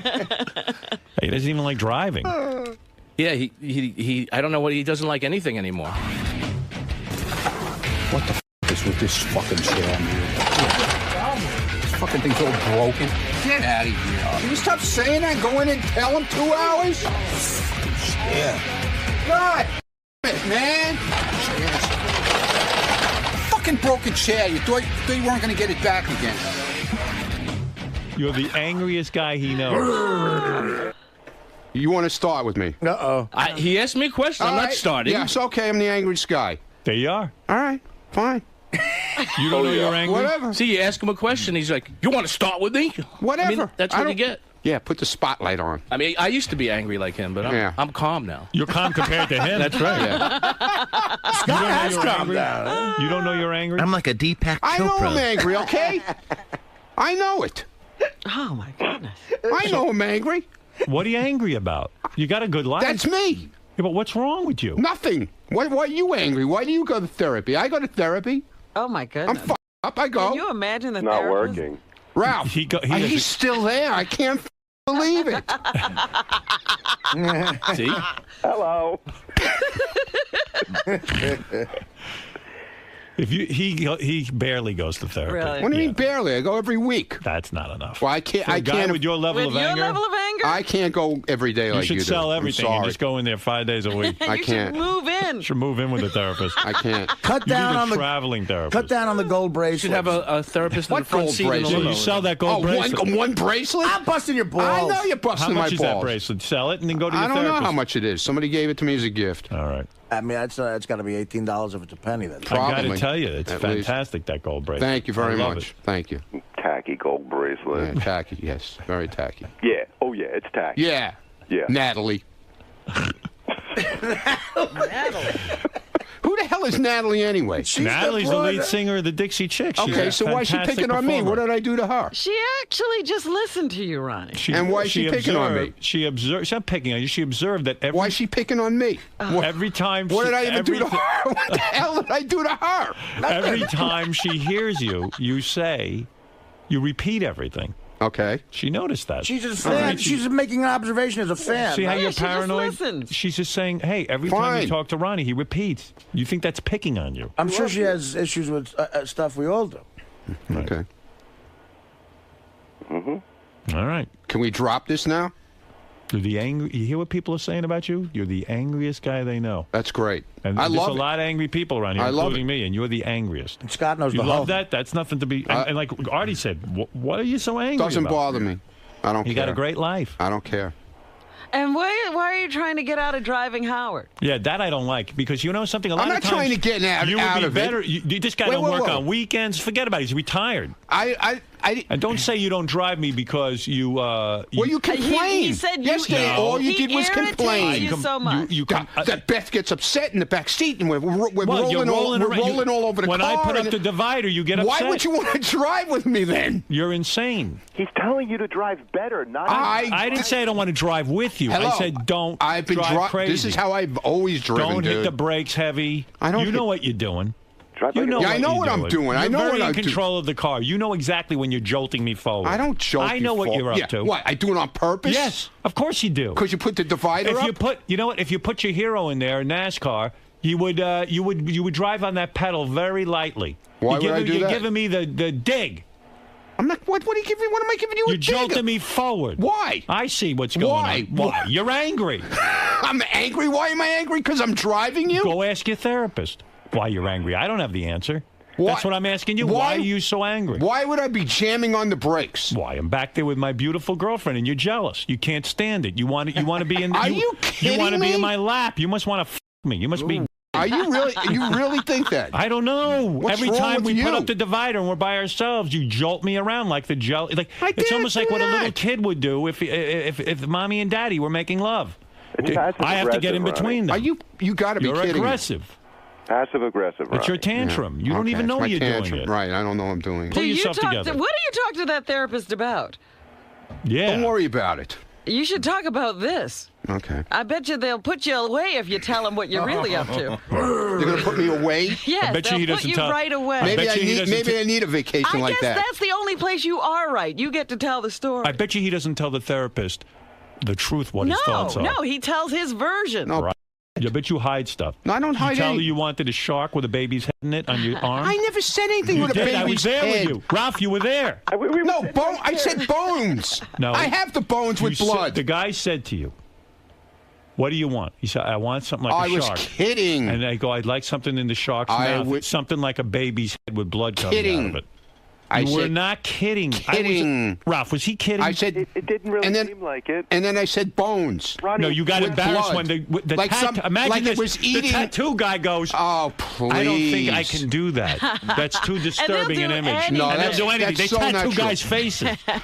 and Ronnie goes, I mean, not a baby's head, bones. No. Did I was say there. baby's head? I was there. You can't tell me I was wrong. I was joking when I said it. Joking. Yes, I was. There was no laughter. Just like, hey, a baby's head in the mouth. You know, something like you were embarrassed to Like say it you first. remember went, that far you back. went something like a baby. I remember that. Yes. I'll never. It's the most disturbing thing ever, next to the Holocaust. We all looked at each other like, what the f*** is this guy talking about? And you go, well, maybe something like a baby's head. And the guy goes, what? No, he did. And No, he goes, didn't. I can't do that. And you went, no, I don't mean like a baby's head. I mean like a bones. I was there. I saw it. I saw it go down. I said, listen. What does bones mean? I even called the guy inside. Bones. I said, he said, is like this the guy... shark ate something. I remember you and it's spitting out the bones with blood. I remember the whole time. Well, that's what it is. I didn't say anything about. I said baby's head joking around. I remember but the whole didn't get thing. a baby's head. I got bones. Dude, I'll tell you how much I remember about your first tattoo. Remember we're there, and the guy goes, I don't know if I can tattoo this guy. He's got moles. Yeah. And then I said, can you turn the moles into, make it look like the beach, and there was rocks on the beach? Do you remember that? Oh, God. I was helping you out. You talk about Rocks having your on the back. beach. He Yeah, wasn't going to okay. give you the tattoo because you have too many moles. And I said, can't you work with the moles and make a beach he setting did do for that. the shark? He didn't make a beach and then setting. make the moles look like rocks on the beach? No. Did I say that? Yeah. Did I come up with that idea for you? And then he did the Rocks on the beach. The moles became the rocks on the beach. Right. What beach? Well, he didn't. He turned There's out. no beach there. Well, there's ocean and it looks like shells.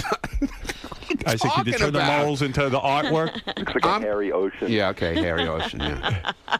I even said that. Oh, that hair. Because he goes, this guy's so hairy, I got to shave him down. I go, can't that be seaweed when it grows back in? Right. Seaweed. Yeah. Oh, yeah, seaweed. Right. Yeah. Seaweed. Right. No, it was. We said it could be a seaweed motif for the shark. Right. Whatever you say. And then you said, no, don't worry, I'm going to shave the hair by the shark. Right. So it doesn't have to be seaweed. Okay. But the moles, he wasn't You sure. shave your tattoo every day? Every has day? to. No, I don't every day. You shave your arms, Ronnie? No, No, just he just has to buy the tattoo or else it will look like seaweed. Hairy shark. What's wrong with trimming the hair by your tattoo? Nothing. Is there something wrong with that, You too? have to do that. No, I don't. No, otherwise, who's going to see the shark? It's going to look like it's surrounded by seaweed. No, it's not. I mean, it's bad enough the moles are rocks. Why would you get a tattoo in a place you got to shave? What are you talking about? What are you talking about? A lot of guys do that. But that's everywhere on Ronnie. He's a man. He's hairy. So what? Now I got your back. Okay. See, they're Thank out of you. line. You got your hairy back. Right. You see, you don't... Your disgusting hairy back. Right. Yes, Dominic. First of all, you're worth $200 million a year. You now have 2 hours almost on Ronnie and driving it.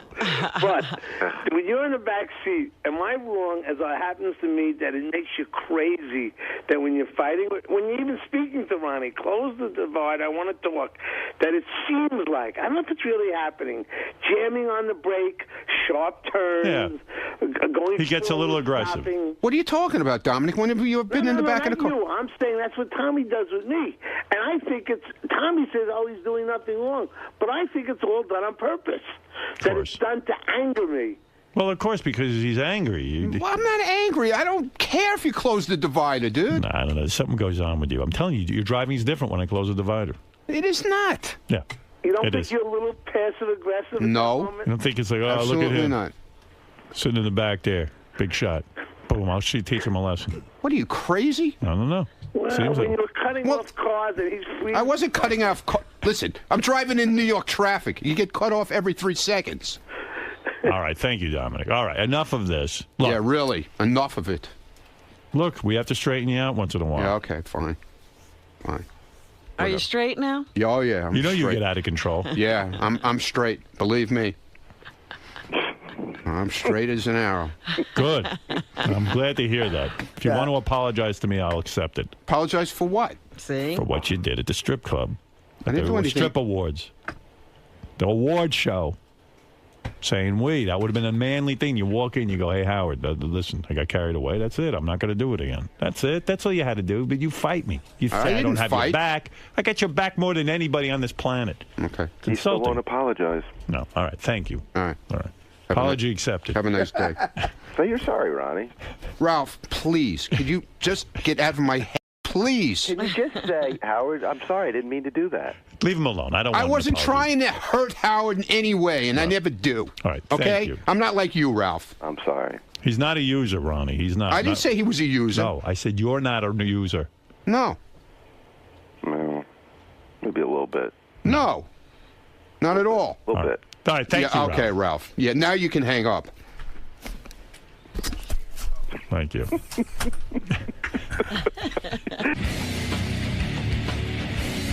Ronnie, what's going on, man? I don't know, man. I don't Come know. on, talk to me for a second. I don't know what's going on anymore. Dude, it seems like you're slowly removing yourself from Howard. You're not driving him anymore. Is that... I drive him every day. So don't say I don't drive him anymore. Well, you're cutting back on it. Obviously, I bother him. Are you going to... I annoy him when I drive, obviously. So, what would you do? I guess I'd do the same thing. Okay. Anything else? You're officially the most angry person here at Sirius. No, he didn't say at Sirius. He said back here. Yeah, all right, back here. He didn't. Sirius is a big place. Yeah, but I think you're still like in the top 3 probably. Right. Whatever you say. You surpassed Scott the engineer. He was the angriest guy for years. Yeah, well, good for him. I don't really care. How's that? I don't like this. I wouldn't compare myself to Scott the engineer if he was the last person on Earth, because he has no personality. He hates everybody. He hates everything in the world. I don't. He hates his life. He hates everything. He hates his job. He hates everything. And you're clearly not like that. No. I love working up here. Obviously, he doesn't like me. Then be more He doesn't like me. Be more working. cheerful then. I don't like this new You hear angry. me? I don't. You. I don't like Exactly. this new angry Ronnie. I'm not angry. You're not pleasant to be around anymore. I'm not angry. You're not? No, not at all. I'm not angry. Then what would you call your current feelings? What are they? I don't care. Annoyed? I got guests. Are you out here. annoyed or? I'm busy. You're just I got busy. I You're have too no more busy. time.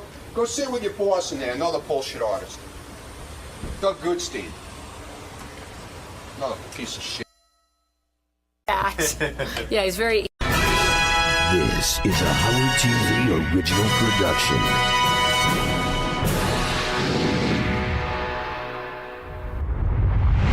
Hey, it's Richard Christie. I'm here at the Star Trek convention in Cherry Hill, New Jersey. We're going to talk to some people today, interview some fans, some people that are dressed up, and we might even talk to the legendary Mr. Sulu, George Takei. So let's go check it out. Engage.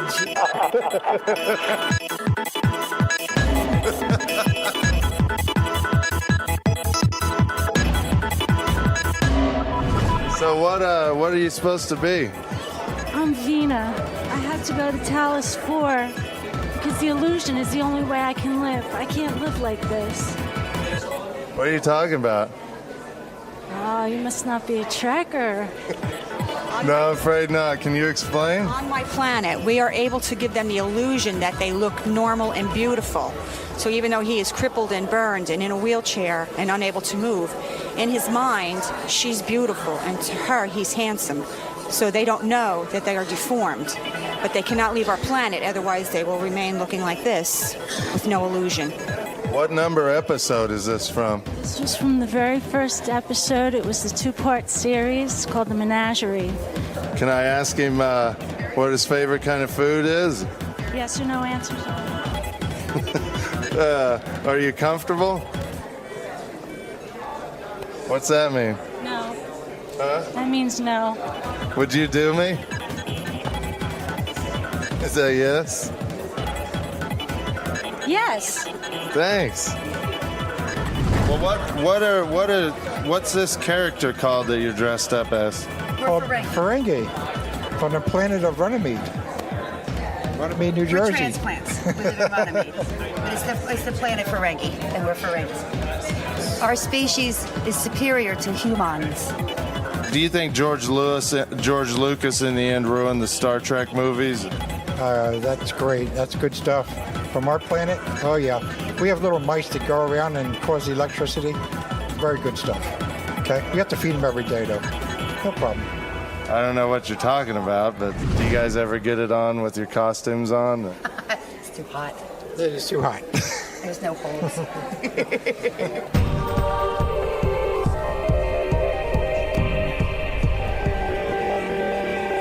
Check.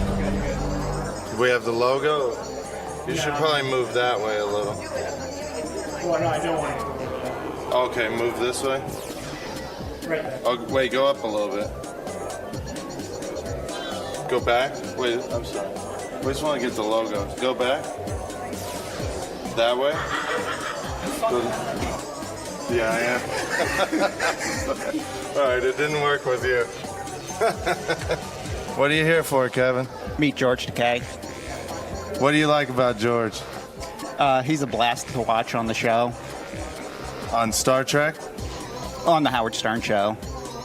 So you're more of a Howard fan or a Star Trek fan? More of a Howard fan. What's better, Star Trek or Star Wars? Star Trek. I never seen Star Wars. You never seen it? Never. Now, why is Star Trek so much better? I don't know. I like they come up with good stories.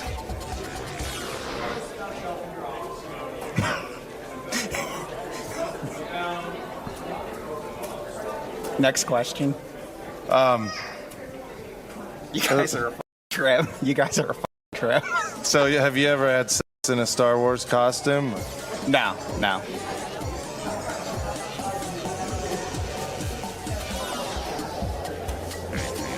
Man, I always laughed at you guys goofing on idiots, and now here I am. I'm the idiot getting goofed on. Well, look at how I'm dressed.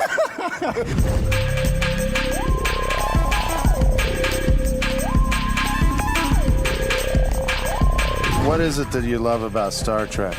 Well, I love the adventures, the storylines that they have, and I've been watching it for, I guess, since '87, so 21 years. Do you sometimes wish you could be a machine? No, but sometimes I do wish that people would get along, just like they do on Star Trek. And what's the most you ever spent on a piece of Star Trek memorabilia? The most I probably spent was about $30. Yeah. Yeah, that's the most I've spent.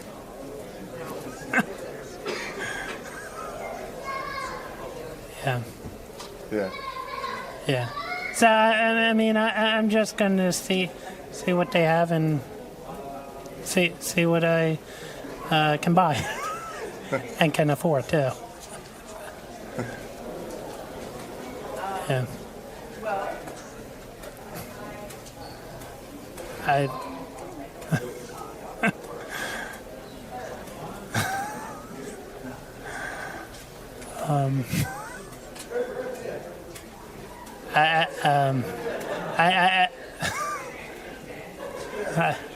I don't know what else to say. This guy over here looks good. Come on. How you doing, buddy? How you doing, sir? Wow, you're looking good. You're looking great. Wow.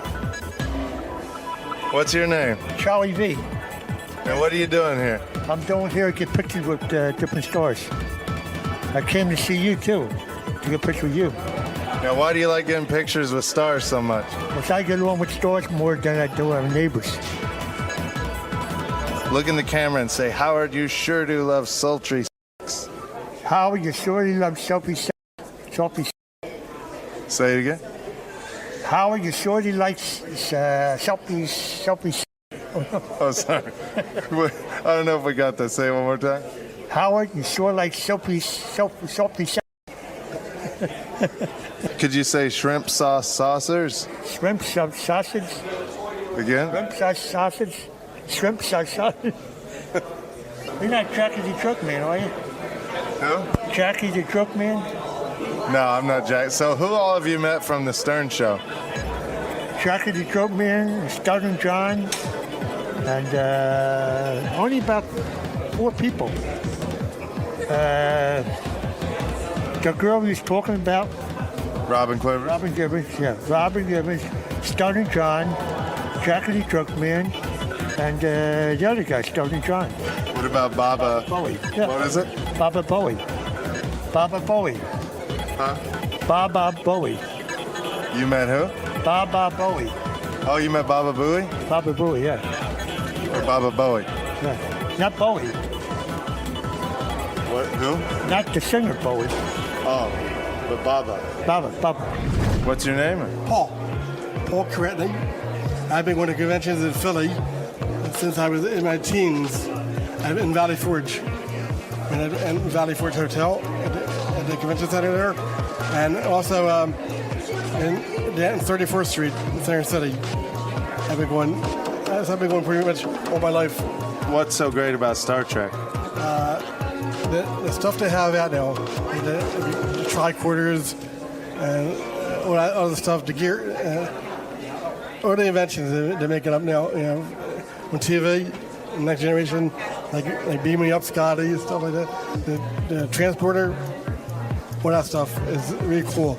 And do you ever fantasize that you're a Star Trek character? Data. Data is my favorite. Jean-Luc Picard, another good character. He's cool. He says number one, engage. You like that phrase? He says engage. It's a good phrase. What is it? He says engage. As he says engage. Which one? He says engage. What phrase? Engage. It's called engage. Engage. Spell that? Engage.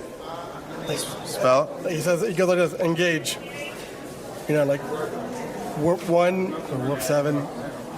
But what does he say, though? He says, engage.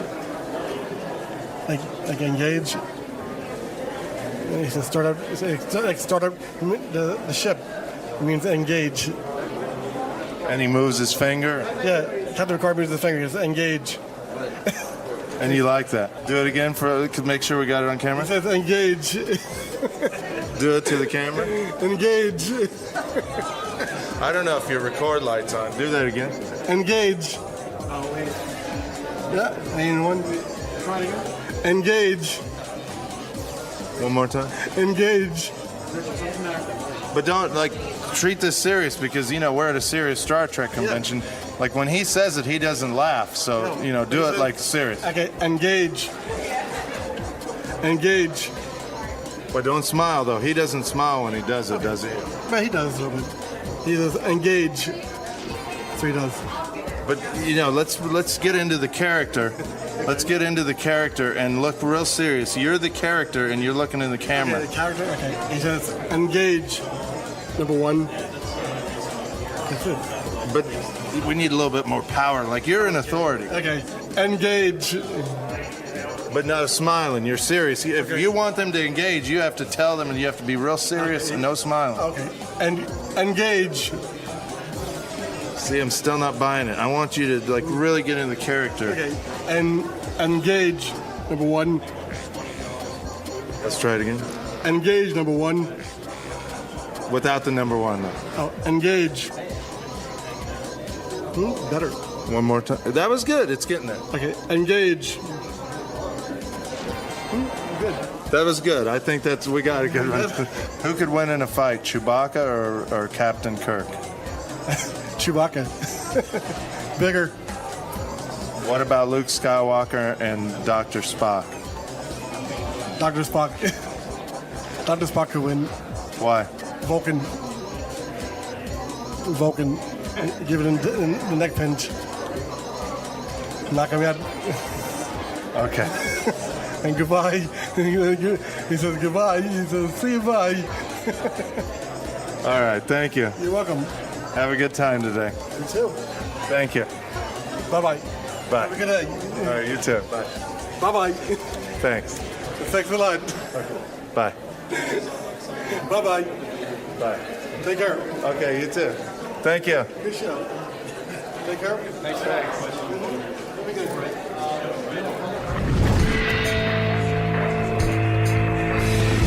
All right, so we got some good interviews, talked to some Star Trek fans. We're hopefully going to run into George Takei, and we're going to interview some more fans, so let's go. Why are you an attractive woman at a Star Trek convention? Well, I think growing up I had the same misconception about Star Trek that everyone else had. That was a really nerdy thing, but actually it was my boyfriend who introduced it to me, and there's a whole other aspect to it that's really amazing. Storylines and something for everybody. Who's the most attractive guy on Star Trek? Oh, Captain Kirk. Yeah. Find him sexy? Yeah, he was pretty sexy back in the day. I don't know anymore. Then, yeah. Now, how did you react when you heard that Sulu, George Takei, came out of the closet? I wasn't overly surprised. Do you think now, in these turbulent times, if the government was more modeled after Star Trek, then we'd be a more peaceful country? Yes. We shouldn't judge people by stereotypes. We should judge them by who they are rather than what they represent. And basically, we should try to get along with all cultures so they don't put the bullseye on us and say we have to attack them because this president that doesn't know what he's talking about, now we have to hate everybody. All right, I'm here with George Takei and Brad. How you guys doing? I'm exhausted. One session like that really takes a lot out of me. My voice is gone. What kind of session are you talking about? Oh, I just had my embrace with the fans. Yeah, you were up on stage. You did awesome, George. Thank you. How about you, Brad? How you doing? I'm practically speechless right now because to be standing in the same room with the great Richard Christie of the Howard Stern Show of Sirius Satellite Radio is mind-boggling and flabbergasting to me. I'm so surprised that you came all the way down to South Jersey to be with George and me. Oh, well, thank you, guys. Thanks for inviting us. He really wanted to be with you. George is right. I would think Sal is the one that would really want to be with me, but whatever. Yeah, I know you want to see Hell to get a piece of your mind. I mean, Sal, to get a piece of your mind. I'm so dizzy after. You don't have to tell the whole world you're dizzy. Yeah, George just did 45 minutes on stage doing Q&A with thousands of Star Trek fans, so he hasn't had a second to get a second wind, Richard, so that's why he's a little dizzy right now. We're sorry, George. We won't keep you very long here. Oh, no, I don't mind being with you a long time. Thank you. So what's you guys' plans for the rest of the day today? Well, I'm going to do an autograph session, writing my name over and over and over again. In fact, we have to go. There's tons of fans waiting for George Takei's autograph right now, and I have to monitor to make sure he doesn't write any mash notes to them and stuff like that. Oh, I don't do that. No, not a Star Trek convention. Oh, no. Okay. Well, anyway, we gotta go. All right. Well, I guess that means we're done. Yeah. We're done. All right. Thanks, guys. Bye-bye. A group hug. Thank you, guys. Thank you. Oh, what's your favorite band? Air Supply. So you told me earlier your favorite band is Air Supply. Why is Air Supply your favorite band? Because they sing all love songs in the core group. Since the 80s. You like love songs? Yeah, of course. My favorite is All Out of Love, Making Love Out Nothing at All. A lot of the big hits. What could you sing? Could you sing All Out of Love? I'm not familiar with it. No, I can't. I don't sing that in person. I just sing it at home. Do you know what are the lyrics? They sing it on a commercial. I'm all out of love. I'm lost without you. Stuff like that. Making love out nothing at all. I memorize it. I need to see the words at home. I read the words at home. And then they have Sweet Dreams. And they have some new ones now. Hold on. Hold up. Go ahead. I'm into you now. Wait. We're live. Hold on.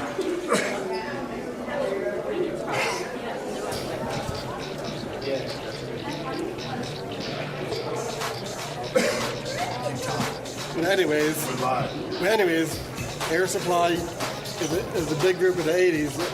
Back in the 80s, they were a big group. And they're in the 90s.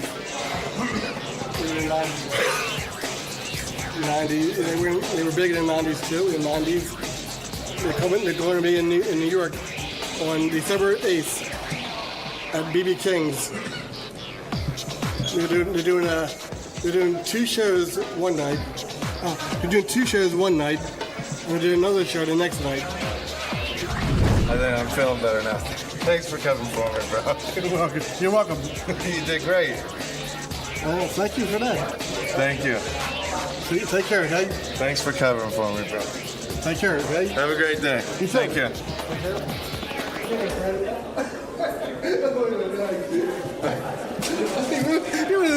fun. You guys are cool. I like you guys. So we had a lot of fun today here at the Star Trek convention. We interviewed a lot of Star Trek fans, talked to George Takei and his life partner Brad. So it's been a fun day, but that's it for now. We'll see you all next time. Bye for now.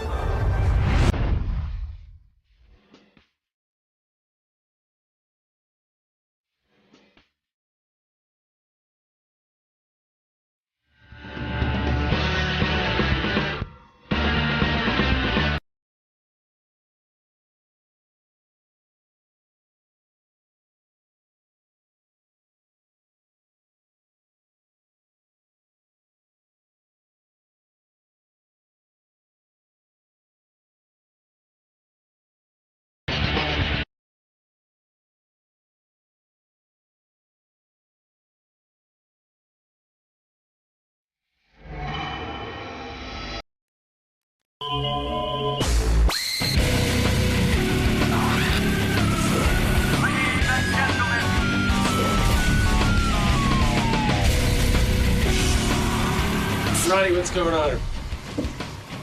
Do I have to tell you? We got Melrose Larry Green is back. Which is like the saddest day of my life. We tried to keep him away, but Yeah, we don't. Do we have to let him in? I wish we didn't. Yeah, I was hoping to find something on him, but all he's got is pictures of Rick Lazio, and that's it. All right, I guess we're gonna have to let him in, but we don't have to talk to him, do we? No. Okay.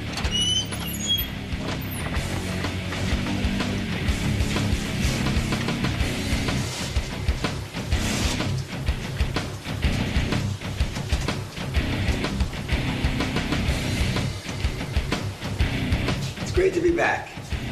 How are you, folks? We are changing the course of American history this morning. Morning. Nice to meet you. These kids don't even know who I am, these young kids. Who are you? Melrose Larry Green. You know, Ganji, I never left.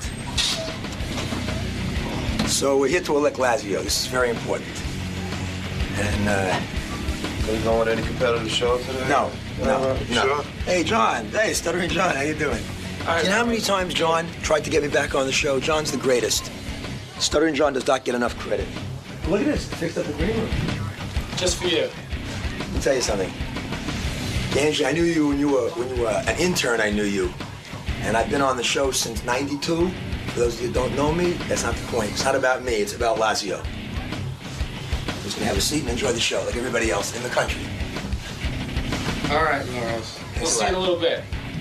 This will never air, by the way. Melrose Larry Green has not been on this show for over a year. I banned him from the show.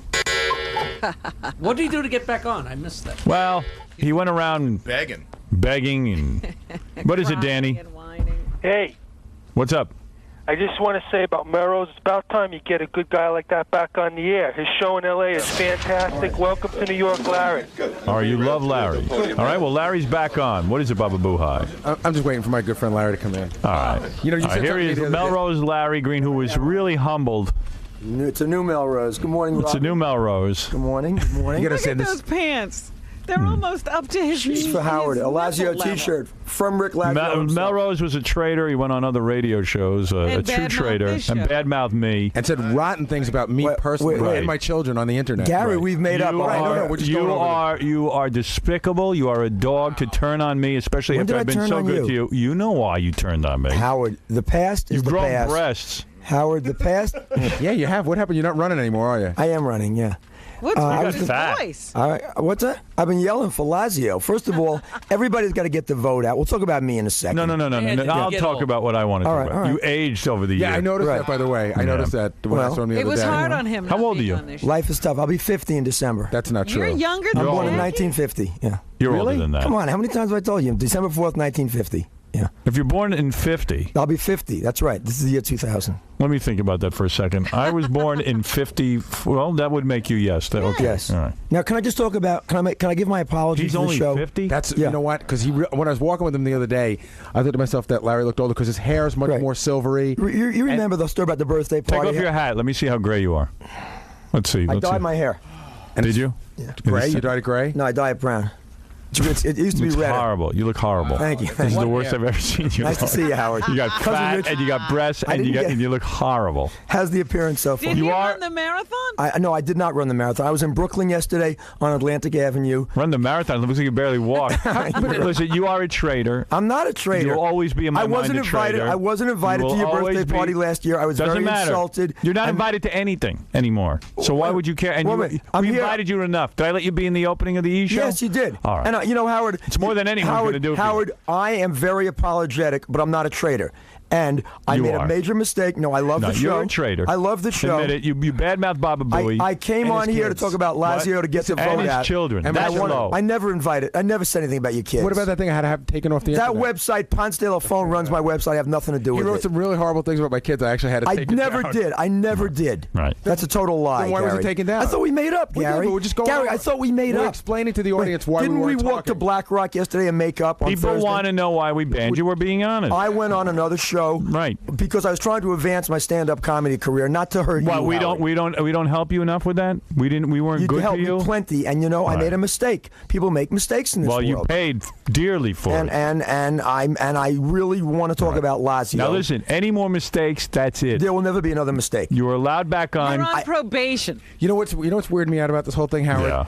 Like, I love you, we didn't Gary. have him on for a while, and I'm the one who came to you, and I said, Melrose is really it's pathetic now. Maybe we ought to have him back. And you just sort of snickered at me, and you go, I can't wait till he badmouths you again. Yeah, I won't badmouth you again. No, I know how hard radio is. Howard, he is sick. Howard, can I say that? I know how hard the radio business is. For 6 months, I'm not going to mention where, I had my own show where I bought time from midnight to 2 a.m. for the last 7 months. Right. And I know what pressure Baba Booey is under. But Larry, tell Howard, not to get too into it, tell him how that worked. Because Larry, I bought my own time and I sold ads. And what were you selling? Like how much? Very few. Urine flow. This guy for the prostate. He told me like in 1 month he sold $200 worth of ads. I felt so bad. That was a good month. It's a tough business, radio. No, let me tell you something. It's a tough business, and I learned the hard way. And now I'm here to tell you, Howard, I want to work for the Howard Stern Show. All right, that's very nice. I want to work. I want to do it. apology. You trained me for everything I've done in radio. Right. Gary discovered me in Stuttering John. Right. You guys made me what I am. Any abilities I might have in interviewing, I got from Stuttering John. Right. Anything I know about producing, I got from Gary. Anything I know about having my own show, Howard. Does he know how to suck up over Howard, no, Howard. I made up. I pulled a big boner. I named my cat after you, Robin. I named my cat after you, Robin Howard, Quivers. Right. He walked me to CBS. The other day. I love the show. He walked me over there, and the whole way it was just like, what I did was wrong. I know I'm wrong. I had my radio show. I'm losing money. I love you guys. Okay, let's go to the phones. Let's go to Carl. terrible. Carl, you're on the Don't air. forget Lazio. Hey, Howard, you should ask Larry about the time that he came down here to Florida to do a comedy show right after he got banned from your place. Yeah. He got fired before he ever took the stage. Well, of course, nobody wants him if he can't promote here. No, you know what happened? I did the night before in Sarasota, and the chicks said I wasn't that funny. High pitch Eric, go ahead. You're not funny. Howard, get Melrose off the air. I learned my lesson not to go on. Hey, high pitch Eric, come on, don't start with Right, me, we Eric. banned him for over a year. Well, I Eric, go on the other shows you go on all the time, Eric. What shows have I don't have to mention Eric is, hey, don't put down Eric. Eric's more loyal than you are. Eric's more loyal than That's right. I learned my lesson, Melrose, and now I learned your lesson. Why do you call me to go look for girls when I'm at the Edison Hotel? You say, can I say the P word? Yeah. No, don't say it. All right, Good. let's go look for P-U-S-S. Okay, that's enough. We get At it. least I'm doing porn or now. Eric, work on your voice. You are doing porn. You are doing porn. He said I am. Eric, go do some more porn. Go do some porn with Kenneth Keith Kallenbach. Do some porn. I just came back from the I'm bunny working for ranch. Lazio. You're doing porn with guys. I'm doing porn with girls. I just came back from the bunny ranch. Yeah. How did that work out, Eric? Were you able to get everything going the way it should go in proper time? Yeah. You did it finally? I did it at the bunny ranch. But you know what? He was telling everyone he did it when we saw that he didn't really do it. You know what I mean? Right. You were able to have an orgasm? Yes, I did. All right. How many hours? Yes, I did. How many hours did it take? To the bunny ranch. It's Dennis Hop for me out there. All right. Thank you. Okay. How you doing, Eric? Good seeing you. Too bad you're not on today. Let me ask you a question, Larry. While you were outside of the show, were you also an outcast with the Whack Pack? What? When you were outside of the show, were you an outcast with the Whack Pack, or did they stay in touch with you? Were you shunned by everyone? I'm not Whack Pack. I'm below you and Stuttering John, but I'm above Whack Pack. Oh, he's above Whack Pack. I don't want to be associated with Gary the Retard and Beetle the Juice or whatever. Beetle the Juice. I'm sure Steve, they feel hi. the same way. Howard. No, really. How you doing, Jack? Steve, go ahead. You're on the air. Howard, You should be ashamed that you treat Melrose so badly. He's a human being. Why don't you be nice to him? Thank you. Lazio. You're so mean to him. Can I say, Howard, thank you for taking the course of He's work. nicer than anyone on your show. I heard Nancy Martling did Larry's radio show. She did? She didn't know I was I heard that banned. show was No, great. she didn't I know don't I think he was banned. banned at the time. She didn't know I was banned, so she found out after she did Melrose, can I have your autograph? I don't care, banned or not. I would just like to know what she's up to. Pete, go ahead. Pete, go ahead. Yes. Yes. I want to know what Gary's thinking naming his son Jackson. What do you mean? Hello. All right, thank you. That's a great call. Mike, go ahead. Yeah, how you doing, Howard? I went to the first game of the World Series. I was there. Yeah, I saw that idiot. I was speaking to him. He had nothing really good to say about Gary. All he was MF in this. Liar. Howard, if I could speak, I'll tell you exactly what Who happened. won the first game of the World Series? If I could Who speak, won I'll the tell you first exactly game? what happened. You're a liar. Let him talk. He was holding up a sign that said Howard Stern loves Lieberman. Lazio, Rick Lazio. No. It was a cardboard sign, and he had a tape recorder. I've never had a sign with Lieberman. He was right outside. Are you still bad-mouthing Gary on your website? He had nothing good to say about him. I heard you are. Nothing good to say about him. I'm taking everything from this day forward. Howard, and he You're has not such looking back. 2 weeks ago, he took off the Baba Booey stuff with Isam Bin Laden. I'll tell you what the stuff said. What is it stuttering, John? Go ahead. Larry is still bad-mouthing Gary on this. Never. on his website. Never. What does it say, John? What does it say, John? What does it say? Give me a hug, man. What does it say, John? Hey, Benji, come on in. You know, This guy's been trying to get me back on the show very for a venomous. year. I Very love Stuttering venomous. John. Never. What does it say, Benji? You just read Don't it? hug me, first of all. So when you go on How's your Larry's hemorrhoids? site, How's your Larry, Go ahead. it has a big picture of Gary's stomach with the face of Buddha over Gary. Took that off. Okay, talk into the microphone. It's on there right now. Hey, Benji. And it says, wait a sec. It says Gary is very angry, frustrated, and jealous in his life. I don't know. But that's what you Hans said. writes everything. Okay, well, then you're... He just I'm in denies LA. all I'm here trying to get on the show. Larry, by the end of the day, it would be nice if you took that down. I have nothing to do with the website. I can't. I don't even know what the internet. It's your website. It's Melrose. my website. I'm not into that stuff. It's like George Bush. Larry. Stay with the abortion thing, buddy. You know what? I'm not here for Bush. You're already Like Gary, wavering. Larry? I love Gary. No, he give me a hug, Gary. Come on, give me a hug. All right, no hugs. All right, the return of Melrose Larry Green, you did Lazio. fine. You look Thank fat. you for changing the course of world history. Thank you. I want to say one thing. Howard Stern, by going out for Rick Lazio, what's my real objective in coming to New York is the Rick Lazio thing. You're courageous. He's a New Yorker. He's been 8 years in Congress. He's a lifelong resident of New York. Why do you love Lazio so much? Because Hillary Clinton is despicable. She's a witch. She's evil. She and her husband belong in prison. And I guarantee you they made me a Republican.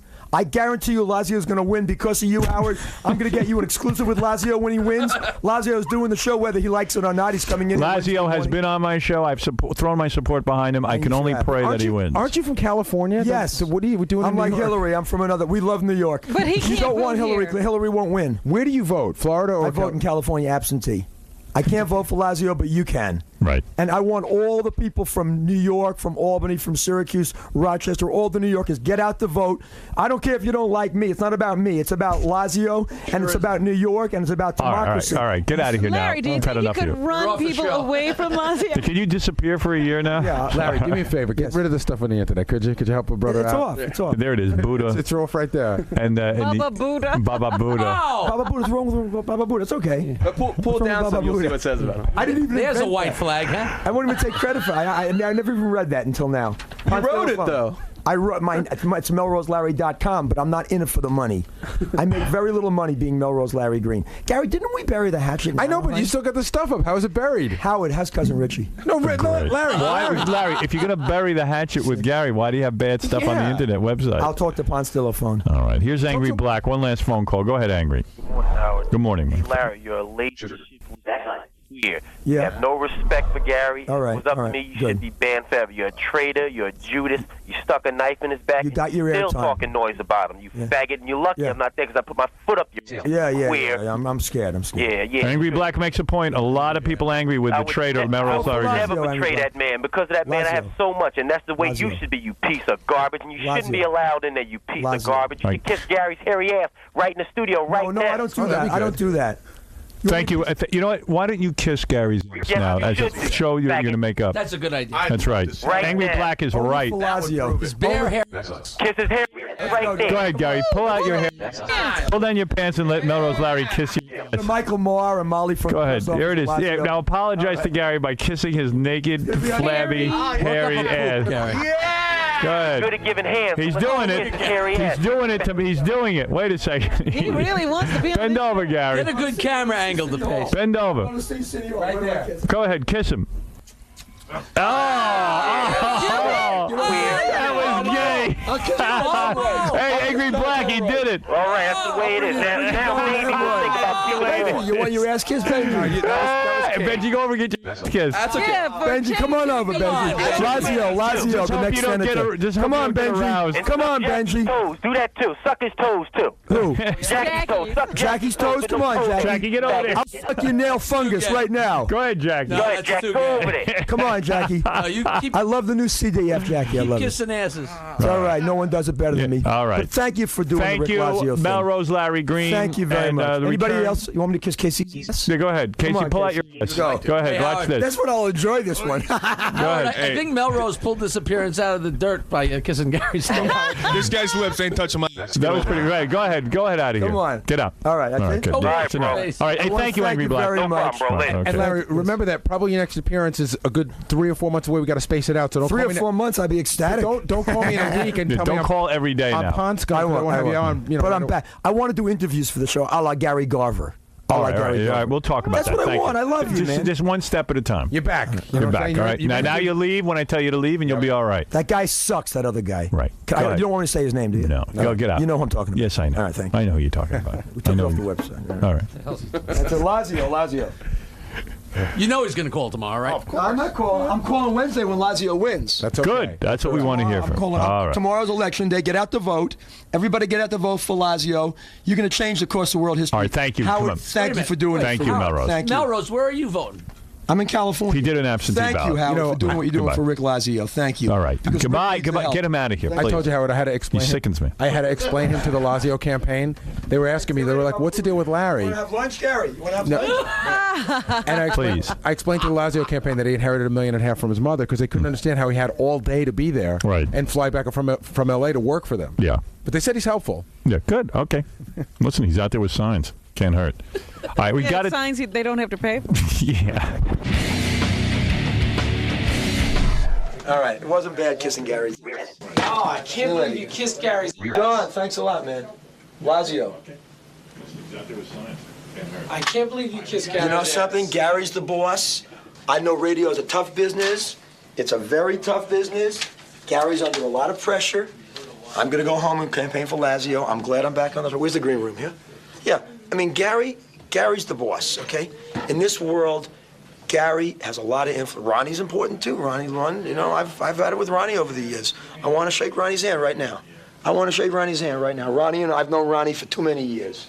Ronnie is Howard's #1 security guy. Ronnie gave me a metal detector test today. I'm on your side, right? Ronnie's one of the greatest. Ronnie is a great guy. All right, Melrose, say goodbye. Goodbye. But yeah, I kiss Gary's ass, and you know what?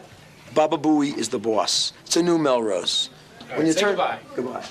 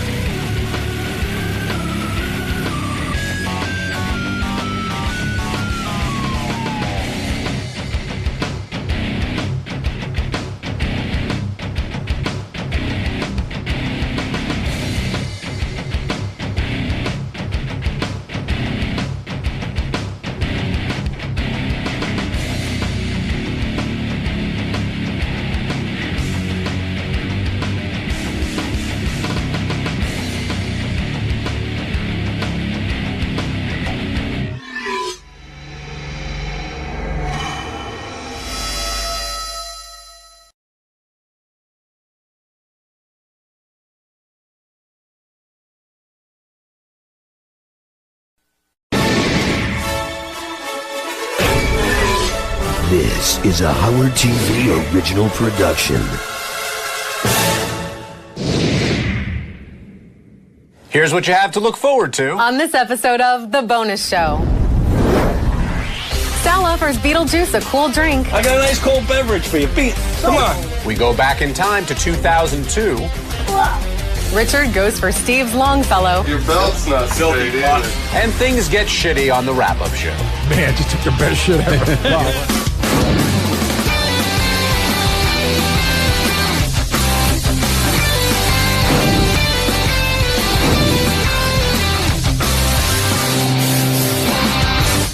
Hello, Stern fans, and welcome to The Bonus Show, a weekly update of all the great behind-the-scenes moments you can't see anywhere else. I'm John Hine. And I'm Rachel Fine. Rachel, your hair looks really nice today. Thanks, John. So does yours. Thanks. I had it blown out yesterday and slept on my face last night so I wouldn't mess it up. Well, now your face looks messed up. Moving on. Our first story features Sal, who endlessly messes with Beetlejuice each time Mr. Juice comes to the studio. Here is Sal finding yet another clever way to incorporate his penis in a bit. Come here. He's so stupid. You want something to drink? I got a nice cold beverage for you. Pete, come on. Got a nice ice cold beverage. I know he's doing it. I know he's got his stick out. I'm not stupid. Pete, it's an ice cold beverage. Come on, have a drink. Yeah, come right. on, have a drink. Yeah, got it. He's so stupid. Pete, have a drink. Come on, have a sip. Got his stick out. He's so stupid. Have a sip. Get out of here with that. Come on, have a sip. Get out of here with that. You don't like cock in a cup? Never had cock in a cup? So wrong with you. Such an asshole. Rachel, want to take a sip out of this cup I'm holding here? John, you may not want to put something so small inside something so large. I'm going to pretend this never happened, and so should you. From time to time, we will dig into our archives and share with you a gem that has never been televised before. This new segment is called Howard Stern Show's Blast from the Past. The Howard Stern Show's Blast from the Past. Favor, show me a little bit of your kung fu fighting. How do you do it? How do we do? How do you do your kung fu fighting? You want to do it, John? Wait, here, wait. Ready?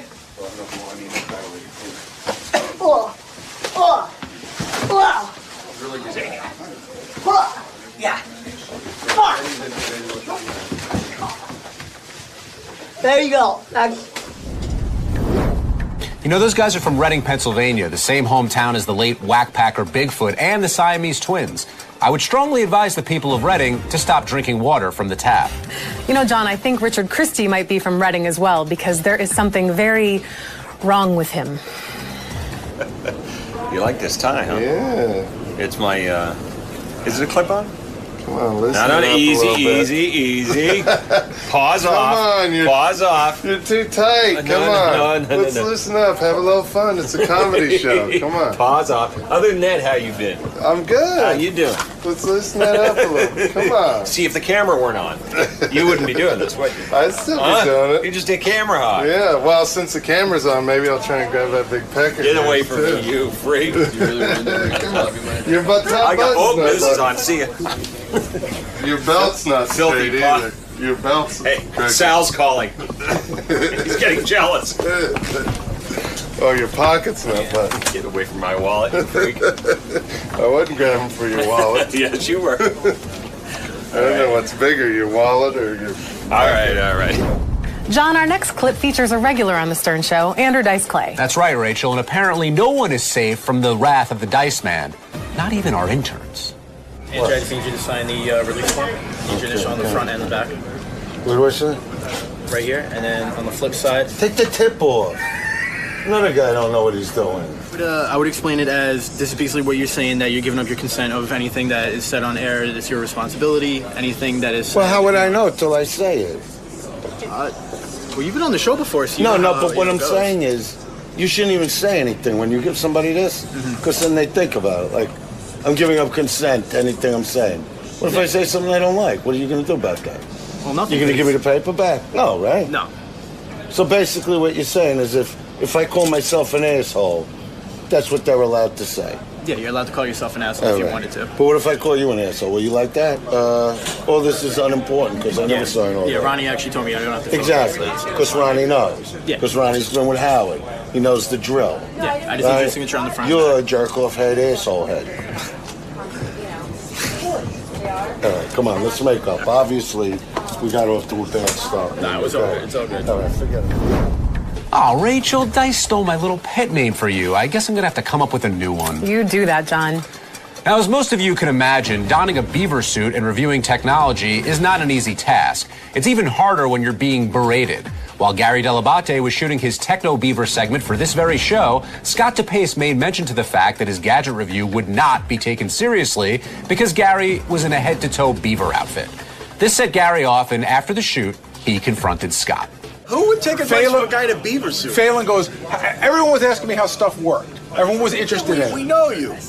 I generally think if people, when they watch that clip, it's going to be to watch you in a beaver suit. I think that people are going to watch me in a beaver suit, they're going to laugh, and some people will then see what the product is and go, God, Gary looks like a jerk in a beaver suit, and that looks like an interesting product. It's glaringly, even your paws, you've got paws trying to handle stuff. I'm sure they're not going, so then why don't hey, why don't I just take a fucking 1972 Panasonic phone and demo that? Exactly. I agree. I think you're wrong. I mean, I think the bit was, No, I get what the bit is, but I think that I have to do the bit and then provide the real content too.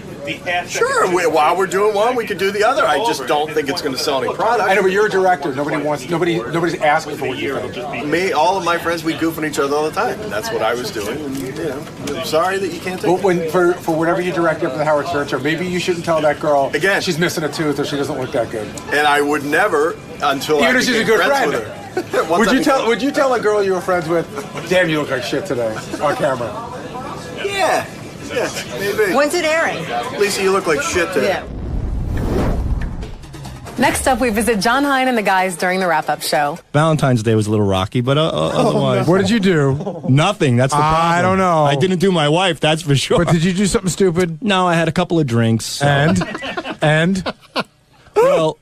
Come on, quick. She told me, look, when we go out at the end of the night, you become the irritable drunk, and we end up having fights. So she says, look, if we go out this time, I'm telling you right now, if you do something, I'm going to say fuck off in front of everybody and leave. And I said, no problem. So I kept everything in. I had a lot of irritable moments. I kept it all in, got home. I said, hey, I was the better man. We got a little Action Jackson going on in the bedroom. Right. And then I couldn't, finish. And so in the morning, I gave her a hug. I go, hey, how about my rain check? She goes, next time, don't drink so much, asshole. So she was fulfilled, and here I am, Wait, can you often sipped not up with finish a when bag full of juice. What? Can you often not finish? Is that when you... When I'm drunk. You can run it over with a fucking garbage truck, and I wouldn't feel a thing. Most guys out there know there are a few pleasures in life that are more gratifying and blissful than the topic of this next conversation. There's not a greater feeling than eliminating. And I think Mark Twain has a great quote about that. What does he say? Said the joy of sex, something like, it's paraphrasing, like the joy of sex is overrated and the joy of pissing and defecating is underrated. But not familiar with that. Yeah, I'm not familiar with that Twainism. But it's true. I mean, isn't that one of the best? Whether it's picking, listen, it's disgusting. Whether it's picking your ears, picking your nose, taking a shower, or taking a dump, it's one of the best feelings in the world. I got it out. Listen, a good number 2 is right up there on a list of great things in life. When you have to go and it's gone. I think, is that a guy thing, by the way? I like sneezing. Is that a guy thing? Do you think guys, you ever been a woman who goes, man, just took the best shit ever? Where did John go? He's taking that dump, Rachel. Great. The guys on the wrap-up show had a special guest from the Howard TV original hit series, Howard Stern's Hottest Nudes with Mr. Skin. Here is Mr. Skin discussing the intricacies of bush. When someone's full frontal in the 80s and 90s, they showed bush. Nowadays, you're getting girls like Betsy Rue that are completely naked in front of the camera. So we're still saying that she shows bush, but she doesn't have a bush. And, it's funny, with younger guys, I have a friend who has kids that are like 15 and 16, and they were reading one of my books, and it said, shows breasts and bush. And this is a true story. They said to my friend, the kids, what's bush? So now we're talking in the office, should we say that you show, if you don't have bush, you showed vagina? I mean, I don't know. That's, I would like to think that you guys could come up with a more creative term than vagina. Everything come out all right? It was magical. Well, that's all for this week. For my formerly jerkhead ass-face co-host Rachel Fine, I'm John Hein. Thanks for watching, and we'll see you again next week. Couldn't come up with a new one, huh? Maybe I shouldn't have used formerly. You are a jerkhead ass-face. He is the jerkhead ass-face.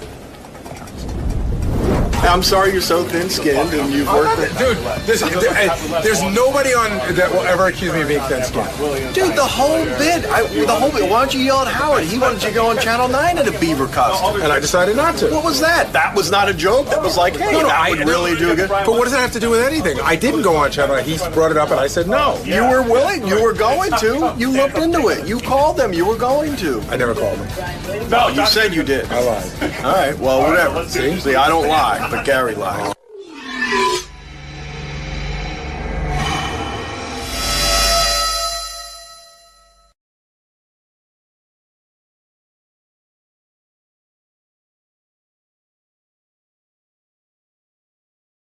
Robin's birthday was yesterday. I know. And so, can't believe how old she is. Happy birthday. I can't believe it either. But George told me a wonderful thing today. Yes. What did he say? He said his grandmother told him this, that you should collect birthdays. It's the most precious thing. Lots of people collect teacups and whatever. Collect birthdays. And he said his grandmother collected 105 of them. She was a really good collector. That sounds really odd, what he told you. I want you to collect your birthday. What the hell are you talking about? Yeah. The most precious thing. That's what she said. The most valuable What is she thing. talking about? Birthdays. She collects birthdays? That doesn't make any sense. Well, you know, I mean, I so love your many grandmother, people- but what the... So many people are afraid of birthdays. Yeah. They're fearful, and they quietly tiptoe past them. She said that's to be celebrated. It's a wonderful... Yeah, but I mean, she's just putting a spin on something that, you know... But it's that attitude It's a that's spin important. to say it's a bad thing. And then you encourage George by telling him you like the What advice. am I going to say? I had her Stuck genes in an going through elevator. me. I intend to be around. I Nothing better than being stuck in an elevator with George is giving you his homespun advice from his grandmother. Let me tell you something. Make sure you collect My your birthday. grandmother taught me a philosophy. Let me tell you about my grandmother. Do you have some time? You know. I'm going, that's floor 1, floor 2. He's still going about it. Oh, is that why your eyes were on that? Good thing we have 36 floors because Grandma Takei has so much wisdom. No, it's my Grandma Nakamura. My mother. Grandma Nakamura has such...